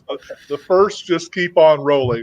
And speaking of first, this season is a first because of what y'all are going through with the COVID-19 threat.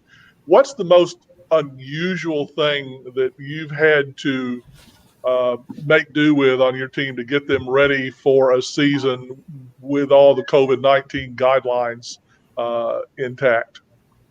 Well, I think just the uncertainty, it seems like every other day the guidelines change from the CDC and the Department of Public Health. And as the guidelines change, things that we're supposed to be doing changes. And, just getting the kids to feel some type of consistency. We just try to shield them from all of that. We try to beg them just to, be away from people you don't know. Be careful where you go when you leave us. Just be safe. But at the end of the day, they're going to be kids. So I think just the uncertainty of everything we're supposed to be doing, whose guidelines we're following, and but I have to say, our Birmingham athletic director Henry Pope has done an outstanding job of keeping everybody abreast on what we're supposed to be doing, best practices, and just making sure everybody's above board. Any late schedule changes that were forced by the pandemic? Knock on wood, no. We're supposed to be kicking off Friday night at Lawson Field against Woodlawn, and as of right now, 11:15, we're still a go. So I don't expect any, but 2020, if it hadn't shown you anything else, it's shown you to expect the unexpected. But no, everything's still a go schedule wise.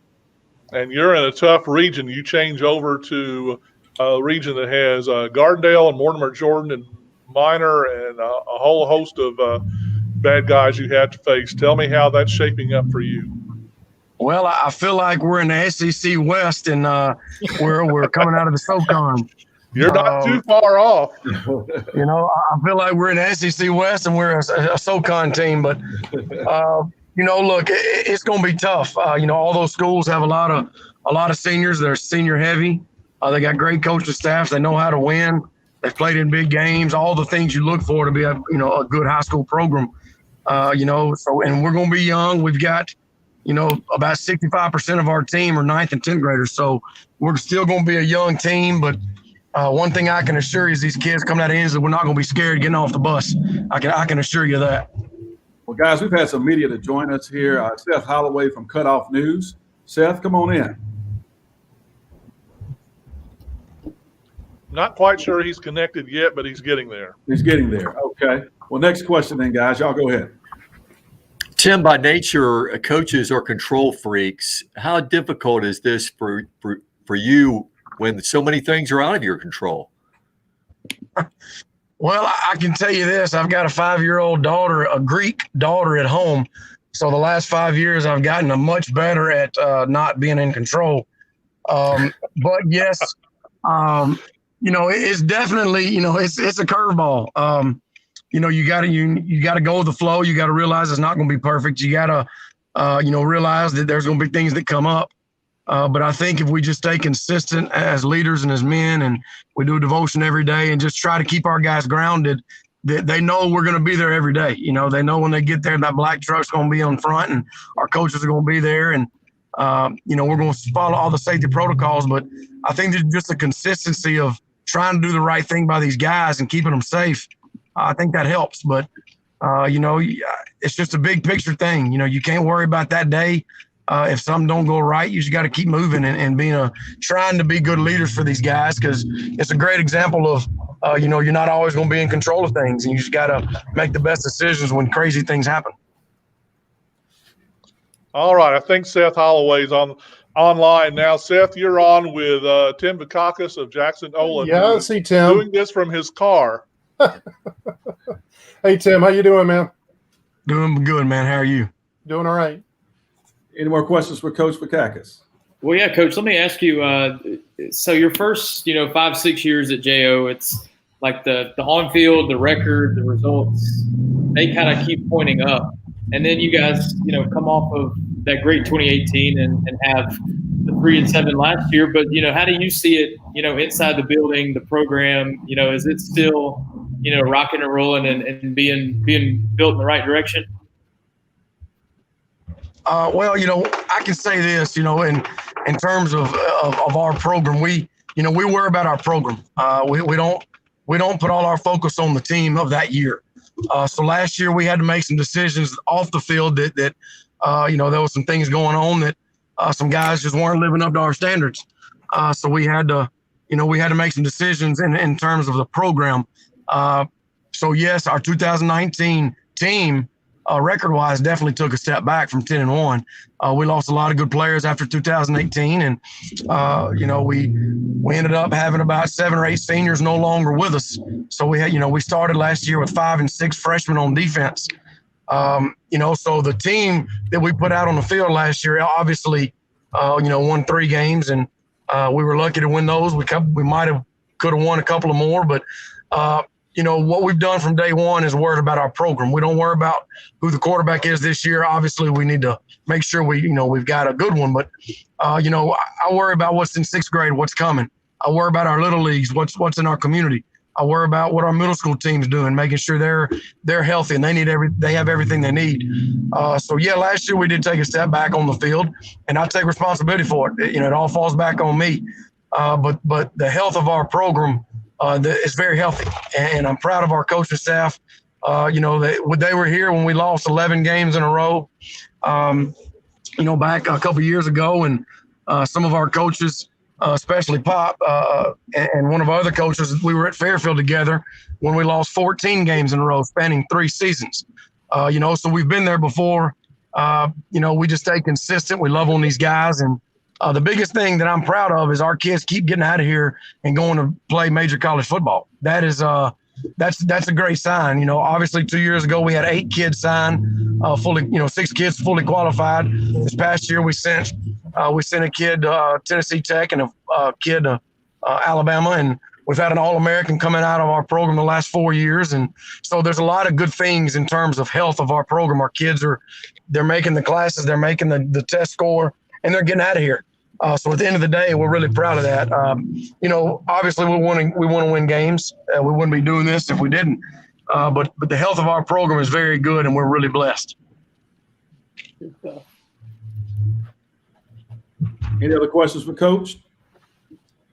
Well, I got to comment, Coach. I remember the days of Homewood High School when I coached you in 9th grade, and you had more hair on the top of your head than you did your chin. And Jay, you coached Tim? I coached Tim many years ago. Goodness. And I just want to let you know I am very, very proud of you.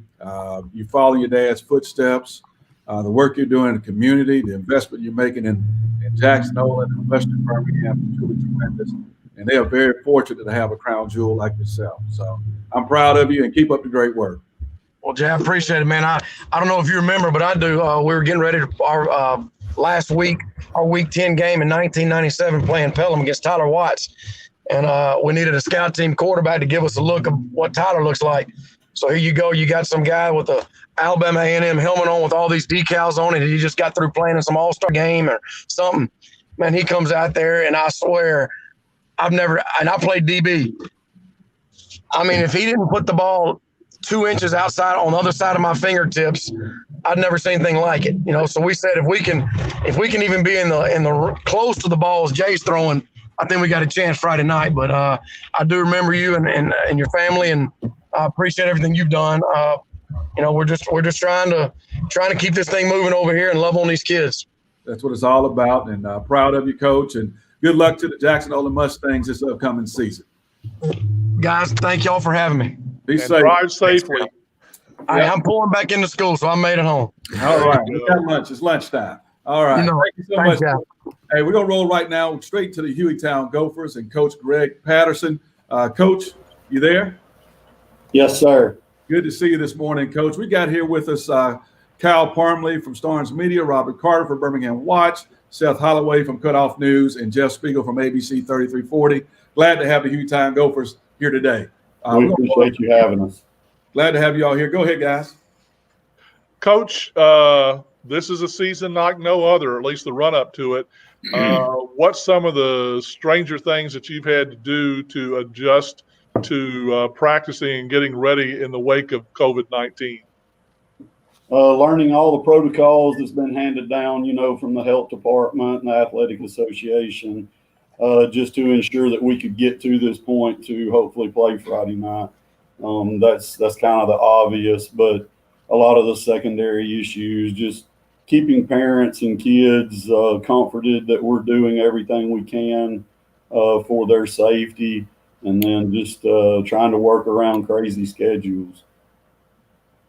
Any last minute, speaking of crazy schedules, any last minute changes in your schedule that have been forced by cancellations and so forth? No, sir, not yet. We haven't had any changes. Holding your breath? Yes. Tell us who you have with us there today. Right here to my right, number 77, Richard Pierce, senior O-lineman, and then Quindarius Mays, number 3, here is a senior wide receiver. Any questions for the players? Yeah, I do. First question, Coach. What's been the adjustments in the offseason with the passing game, losing Roy Dell in the running game? What's been some of the adjustments that y'all made to take that big hole from Roy Dell going on to Alabama? Well, I think as many people know, Roy Dell wasn't 100%, especially the latter half of the season last year, and Alex Young, our quarterback, really stepped up and filled some shoes we weren't really sure he was capable of filling as a sophomore last year. And Quindarius, has a teammate with him. DeAndre Coleman is also another big wide receiver that are just go-to targets for Alex. And we've kind of focused on that and what little bit of off-season we got to have this year, just to make sure that we can get the ball in our playmakers' hands. Any other questions? Coach Patterson. Yes, Coach. How you lose Roy Dell, but what a great leader he was, and how cool was it for other kids to see the way he led, and how did that rub off on the other guys? Well, that might be a better question for these young men sitting next to me, because they, obviously get to see him in a lot of different aspects when coaches aren't around. But just to have an athlete of that caliber in your program that these guys have known, coming all the way up through elementary school and junior high, just to see how he developed. We looked back at some pictures when Roy Dell got here as a freshman, and you wouldn't have believed that he would have ever turned into what he was, just physically speaking. But it was nice to see. He had such a good spirit about him. He was always in a good mood, never had a bad day. And I think that's one of the biggest things he brought to the table every day. I have a question for y'all. If you can hear me? Yes, Seth. I can hear you. Go ahead, Seth. Yeah, okay. I'm sorry, it said it was having technical difficulties for a second. Mays, were you injured? You were injured at the end of last season a little bit, weren't you? Yes, sir. I had torn my MCL.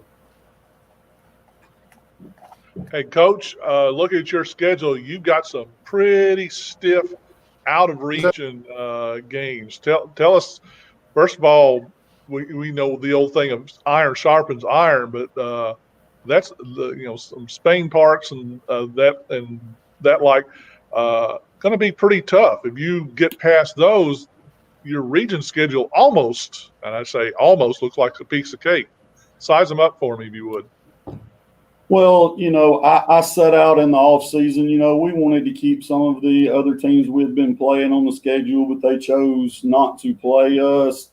And just sitting down with my staff and a few of the players, when I got here 5 years ago with Coach Manziel, and we've been able to grow this program to a third round team, and just felt looking back on last year that we could have had a little bit of tougher non-region opponents. And if we were going to take the next step to become a championship program, we need to be able to compete with people like Clay and Athens and Spain Park. And these guys aren't going to shy away from it. They like the challenge, and we just felt like it was the next step that needed to take to grow our program. Any more questions for Coach Patterson and the Hueytown Gophers? Players, what's one of the oddest things that you had to do in the preseason that was caused by the COVID-19 and trying to avoid any downtime and so forth? Probably just a temperature check, but other than that, it's still been pretty normal.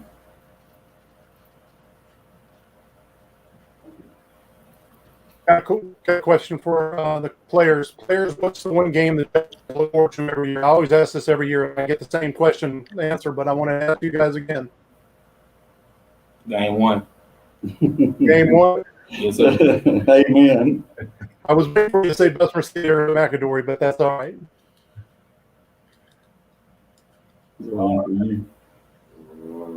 Yeah, I'm looking forward to playing Clay Chalkville.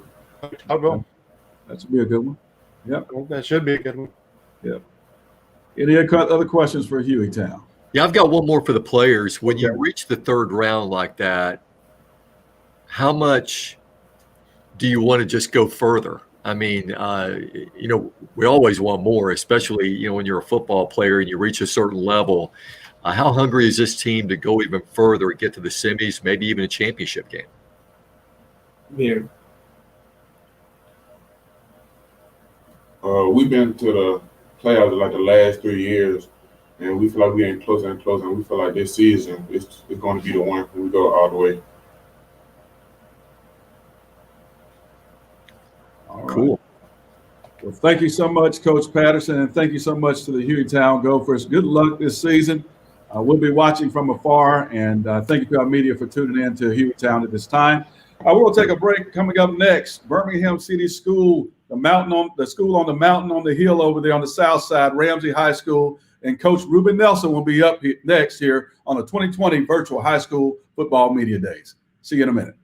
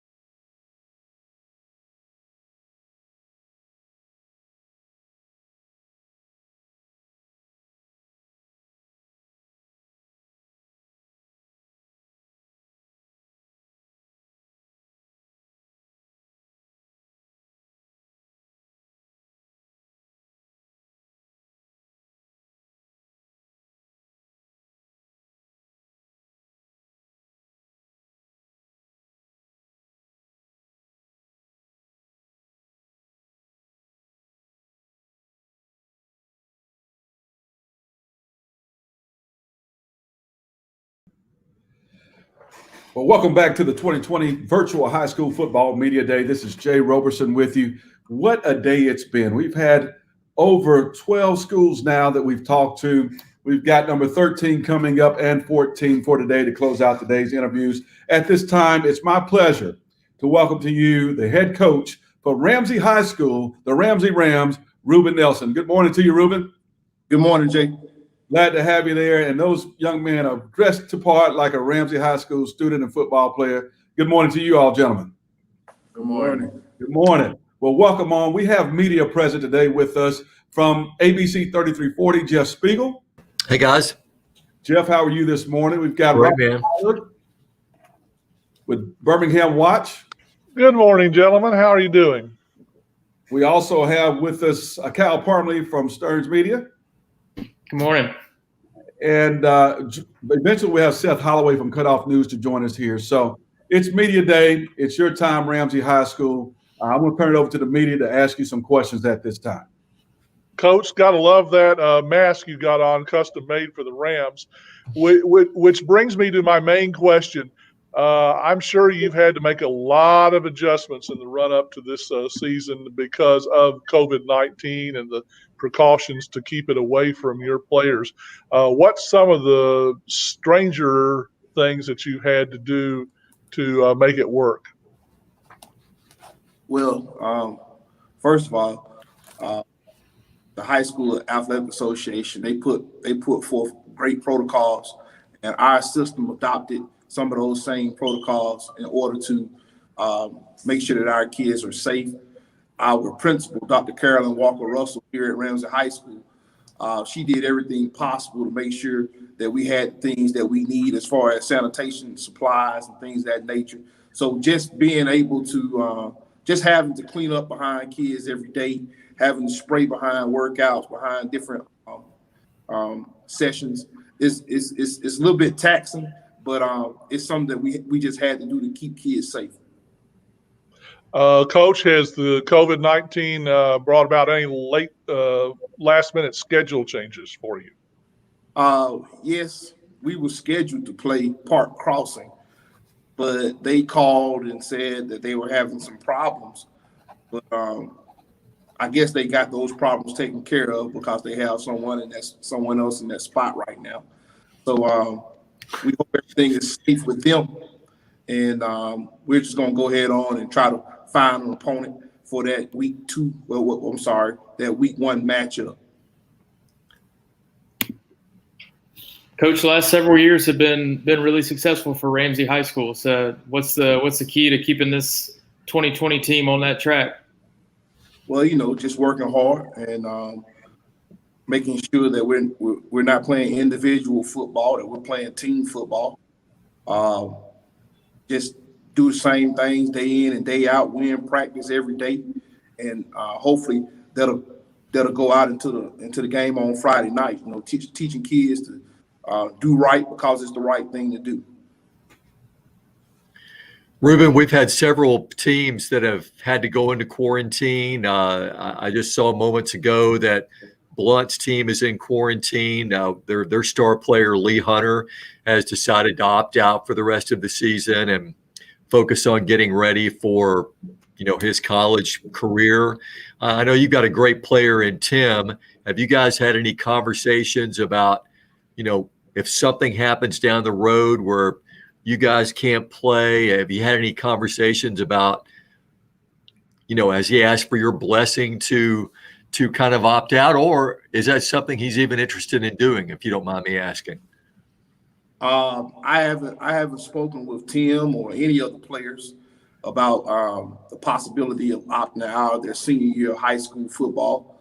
It seems like those words are words that are geared toward the professional athlete or even the college athlete. I so hope that those type words don't trickle down into high school football, because this is basically still amateur sport, and parents make decisions for their kids. But if I had a kid that got with their parents, we would the administration here at Ramsey High School, again led by our principal, Dr. Carolyn Walker Russell, and our superintendent right now, Dr. Mark Sullivan, we would just go up the chain and make sure we did everything the right way. And ultimately, that parent is going to have to make decisions for their child. Coach, your entire region is within Jefferson County, with one exception, Cordova. How much of a help is that, not having to travel a whole lot during the season? I think it's a good thing. You know, people are afraid of traveling right now. So having our opponent within a 20, 25 mile radius, that's always good for the expectation of excellence and giving our kids a good experience. So we just hope Friday nights are enhanced because we have so many opponents that are in the metro area. And, you know, the media does a great job of hyping up our games and making sure that everyone gets the exposure that they need. So we're glad that we're not playing on the road this year. Coach, you got a couple players with you. If you can introduce your players, and we'll have some questions from the media to those two young men. I got two of our upcoming seniors this year. Both of these guys have just practiced their hearts out over the summer, and their leadership has just been above excellence. I just couldn't ask much more out of these two young men. Right next to me, I have a guy who started for us for the last 2 years, and he made a lot of plays for us. This is Cameron Thomas. Hold your hand up, Cameron. And then sitting beside Cameron, we have a guy who's been on all the all-state lists since he was a sophomore. Our defensive end, again, Cameron Thomas is a receiver, and Zion Sharp is a defensive end. So we have Zion to the far left of me, and we have Cam right next to me. Gentlemen, I'll ask you a variation of what I asked your coach. What's been the strangest adjustment that you guys have had to make to getting ready for the football season with all of the COVID-19 restrictions and adjustments that you've had to deal with? One of the strangest adjustments is working out in mass and practicing in mass. It's like really been tough. So the biggest adjustment we had to make was working on our stamina, trying to keep our breath in, for running and conditioning. So it's been hard to adjust to that. One adjustment, trying to stay 6 feet away from your brother. So us humans, we like to stay clingy to each other. So that's like one big, yeah. Yeah, for both of you guys, even though you have to make some adjustments like that, you know, how excited are you to be back together, even though, you know, you didn't get the spring and you had a little late start to the summer, but how good is it to be back with you guys?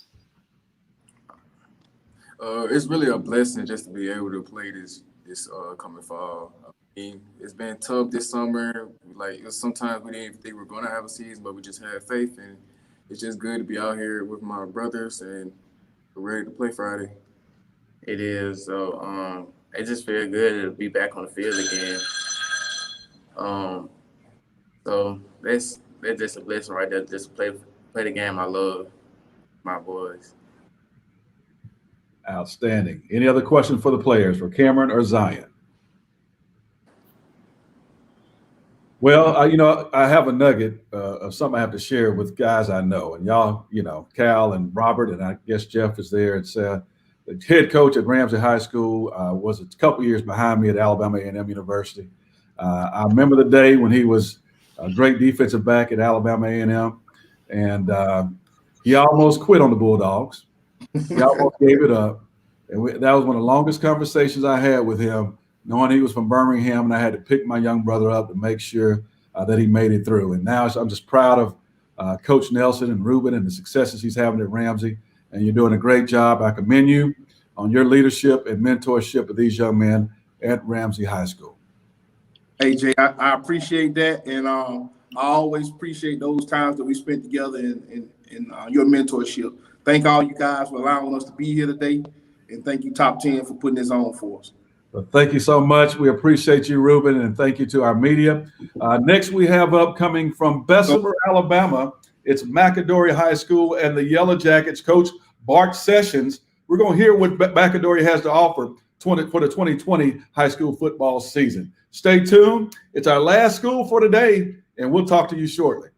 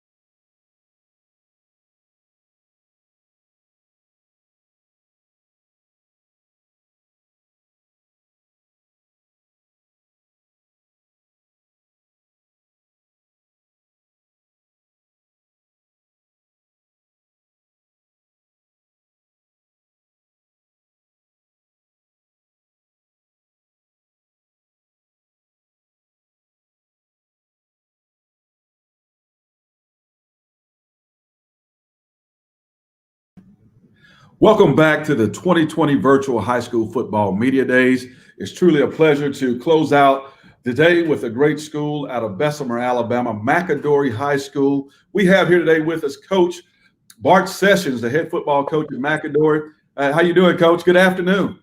Hey, doing great. Hey, just want to correct one quick thing now. We're from McCalla, Alabama. I mean, we take a lot of pride in that around here. Well, thank you for the correction. That is the first correction I've had all day. Exit 1, McCalla, Alabama, off of 459. Thank you so much, Coach, and glad to have you on. Our media today, we have with us Jeff Spiegel from ABC 3340. In Hoover, Alabama. In Hoover, Alabama. That's right. Let me see where my guy Robert Carter is located right now from Birmingham Watch. Right now, I'm actually in Bowling Green, Kentucky. But when he said Bessemer, Bart, that was the first thing I thought of. I said, no, it's not Bessemer, it's McCalla. Yeah, they teach that to the head coach at McAdory, you know. So yes, they should. You know, it's in the manual when you take the job. So. And also we have from Cutoff News, Seth Holloway. And I am from Bessemer. All right, good to have you, Seth. And last but not least, Kyle Parmley from Starnes Media. Hey, Coach. Well, glad to have you on, Coach Sessions. And if you will, I'm going to turn this over to our media now to ask you a few questions here, and we'll look forward to listening to you. Yes, sir. Coach, it's been an interesting run-up to a unique season that we hope is the only one is like this. What are some of the strangest things that you've had to do? We lost you there. There, he's back. Okay. Strangest things you've had to do to make adjustments for practicing in the era of COVID-19? You know, I don't know that any of it is strange necessarily. I mean, obviously we followed all of the best practices. So, you know, so our kids wear masks in the weight room. You know, we're trying our best to social distance. So we've had to adjust the groups that go in the weight room, how we go about lifting in the weight room. Locker rooms, you know, we have a coach now that's assigned to each locker room door that only allows a certain amount of kids in a locker room at a time. So, you know, there's just some minor adjustments that you know, I don't think our kids and our coaches have done a great job. They want to play, and they understand for us to play, we have to make these adjustments. So, you know, probably the strangest thing we did, we hosted our Meet the Jackets scrimmage last Friday night, and our coaches were out, and we actually painted social distancing X's on our stadium. So, you know, I've painted an awful lot of practice fields in my day, but that's probably one that we've never done, is actually went up and painted the bleachers. My goodness. Well, speaking of adjustments, a lot of schedules have been rather fluid for the first few weeks of the season. Any changes, last-minute changes in your schedule? You know, right now we're holding steady. You know, our plan is Friday to be down in Mobile at St. Paul's, playing at St. Paul's, and then hosting Demopolis here next week. Probably the only adjustments we've had is I think we're going to go ahead and do our senior night, our first home game, just in case. You know, we feel like we're going to make it 10 games and you know, and get into the playoffs. But just in case, we want to be sure these seniors have that opportunity to have that night if something were to go haywire. Coach, how much further along are you guys in year 2 now? You know, that's a great question, and it's going to be interesting to see. You know, I thought right before we got shut down, man, I thought we were going to have an excellent football team. You know, the work ethic these guys have put in. You know, it remains to be seen all across the state. How does that shutdown affect different programs, you know? And I think it's going to be a little different for each program, but certainly our kids have came back with an excitement and a great work ethic this summer. You know, I think we've made up some ground to, you know, from the time that we missed. So I'm excited to see this team play. You know, we probably not as big as we were last year from top to bottom, but man, we've got a ton of kids that really go about it the right way and get after it every day. Hey, Coach, during the Meet the Jackets, I saw a lot of different variables, some new passing, some more passing. Who is that? Who's doing your passing this year? Who's your quarterback this year? You know, we're going to start Cameron Shepard. You know, and he started actually last year in the Bessemer game when Dortch went down with an injury. He went in and started, did a great job. Finished the Northridge game, so he played in 2 region games last year. You know, obviously was our backup throughout the year, and man, he's really grown up a lot. Is that number 4 or number 1?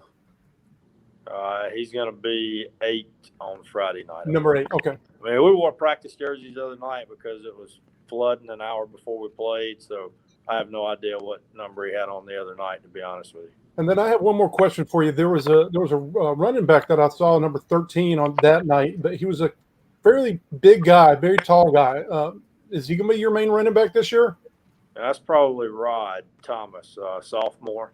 You know, I told somebody earlier today, I think we'll go into the season kind of running back by committee. We have 2 juniors in Aiden Boyd and Jalen Cater that are very explosive players. And then 2 sophomores and Rod Thomas and Peyton Ryans.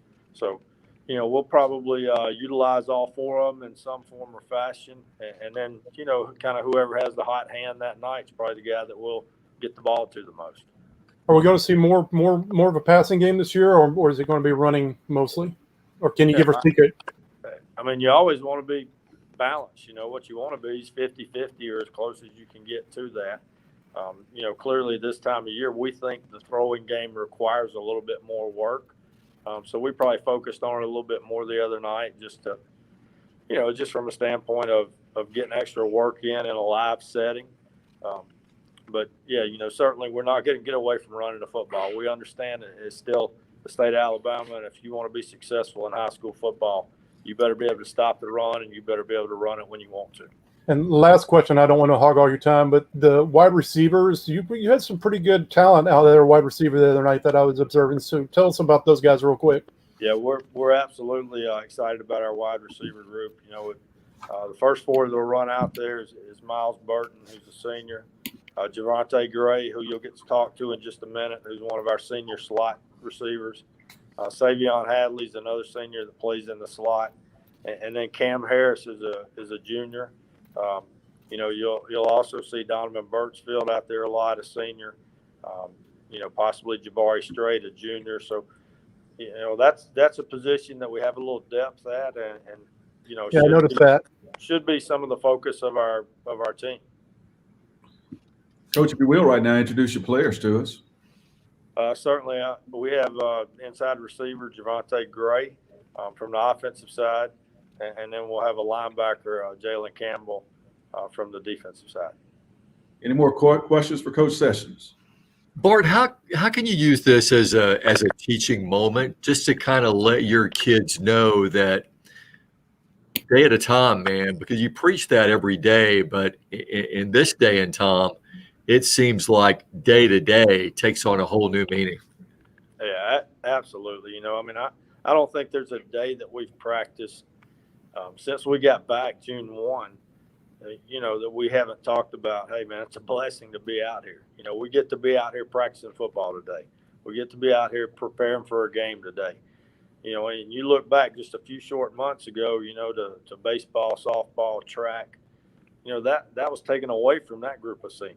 So you certainly better cherish every day. And, you know, when it gets hot out there and you start feeling a little sorry for yourself, you better get a smile back on your face, because ultimately we don't have to be allowed to play football. You know, and we know that, and we know that at any given time, you know, it could be taken out of our hands, that someone could shut us down, you know, and those are the things we can't control. What we can control is when we come to practice, having a great attitude, having fun together, growing together as men, you know, and I think our team's done a great job of that all summer. Outstanding. Questions for players? Who y'all want first, and I'll move on. We'll go with Jalen first. Jalen first? Yep. Put him on the hot seat. Yes, sir. Good afternoon, Jalen. How are you today? I'm good. How about y'all? Good. We'll let the media ask you a few questions here. Hey, Jalen. It's been an interesting preseason with all the stuff you've had to do with the COVID-19 epidemic. What is the strangest adjustment that you've had to make to work around social distancing and all that sort of thing, and still get in, the practice that you need? Probably the strangest thing is the workouts, because like it's like being spaced out and wearing a mask is already hot, but I got to fight through it just because I want to play my last year of high school football.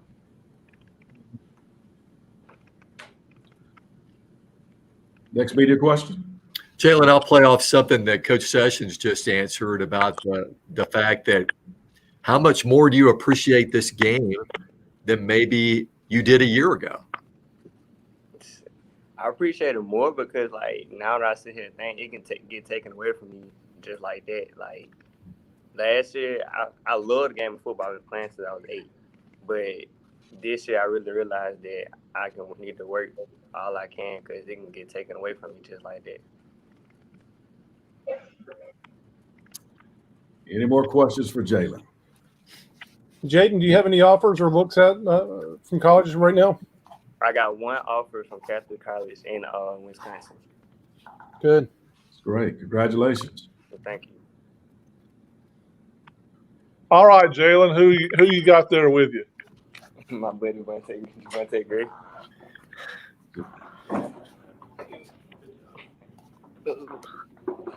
Hey, how y'all doing? Good afternoon. We're doing fine. I'll ask you the same question I asked Jalen. What's the most unusual thing that you've had to do in the preseason in terms of adjustments for COVID-19 and still getting real practice in and so forth? It'll be probably when we're outside and like we got to practice in there. Like we have water coolers and like everybody be thirsty because it's hot outside, so we have to wait because we can't be so close together. Next media question. Jeff, go ahead. Yeah, I was just asked Coach a while ago about the fact that, this is a good teaching moment for you guys because last year, I think, and not just football players, but I think all of us took a lot of things for granted. How much more do you appreciate the game of football today more than you did a year ago at this time? I appreciate it more because for some people, this is all like football. Some people play for personal reasons. And like it was took away from them. So that's why I respect the game more and work hard every day to get better. Hey, last season, 4th in your region, you got into the playoffs. How does this region size up this season? What do you know about them? Heard of some new players. I believe we can get them this year. We have more disciplined team. How so? What are you doing differently this year that makes you more disciplined? Listen to coach more. I'm sure he appreciates that. Hey, I've got a question for you. What's your biggest rival? What's the game you look forward to every year? Here town. Town? Yes, sir. Any offers for you right now? I have the same school as Jalen Campbell, Catholic College. Good. Outstanding. Any more questions for players? Any more questions for Coach Bart Sessions at McAdory High School? Hey, Coach, how much does your wife coach you for appearing on things like this? I'm sorry, what was that? I said, how much does your wife coach you for things like media days and other TV appearances? Yeah, she definitely has a great influence on me, and prepping me for things like this. And I'm sure somewhere she's watching and she'll give me some critiques afterwards and straighten me out a little bit. You were having fun with her the other day when she interviewed you for the Channel 42 media tour. So yeah, we did. That was a fun morning to be able to get out, and just kind of hang out together and also go through and hopefully get a little good publicity out here for McAdory. Coach, on that note, are you wearing makeup right now? Yes, absolutely. Yeah. I thought so. I could tell. This tan you know, it did not come from the practice field. Absolutely. She gave me some makeup. So. That was good. Well, thank you all so much. Thank you, Coach Sessions and to McAdory High School. Good luck to the Yellow Jackets on this upcoming 2020 football season. We'll be praying for you all and your team and the administration out there in McAdory. And I stand corrected. It's Bacalla, Alabama. Hey, thank you so much, thank y'all for having us, and thank you guys. I mean, you know, we hope to see y'all in person next year this time for this event. But and thank you guys for going above and beyond to make this happen. It's really a big deal to, you know, the high school football players in our area. Thank you, sir. Thank you so much. Thank you. And I want to thank the media that's present here now for your time today. Some of you all have been here since 8:30 this morning. I appreciate your support and coverage. We hope that you will share this information out through your various media outlets to the public, as this is only day one. This is the first day of the 2020 Virtual High School Football Media Days. Tomorrow will start at 8:30, and we will have schools from 7A on down to AISA tomorrow. And this is available to be seen replayed on Facebook at 2020 Virtual High School Football Media Days. You can watch the replay of today's broadcast later on today back on Facebook and also via our YouTube channel. Well, ladies and gentlemen, it's been a great day of high school football here in Birmingham, Jefferson, and Shelby County. We want to thank you for joining us, and we look forward to seeing you tomorrow at 8:30 for the best of high school football with the 2020 Virtual High School Football Media Days right here. Thank you so much, and have a blessed day.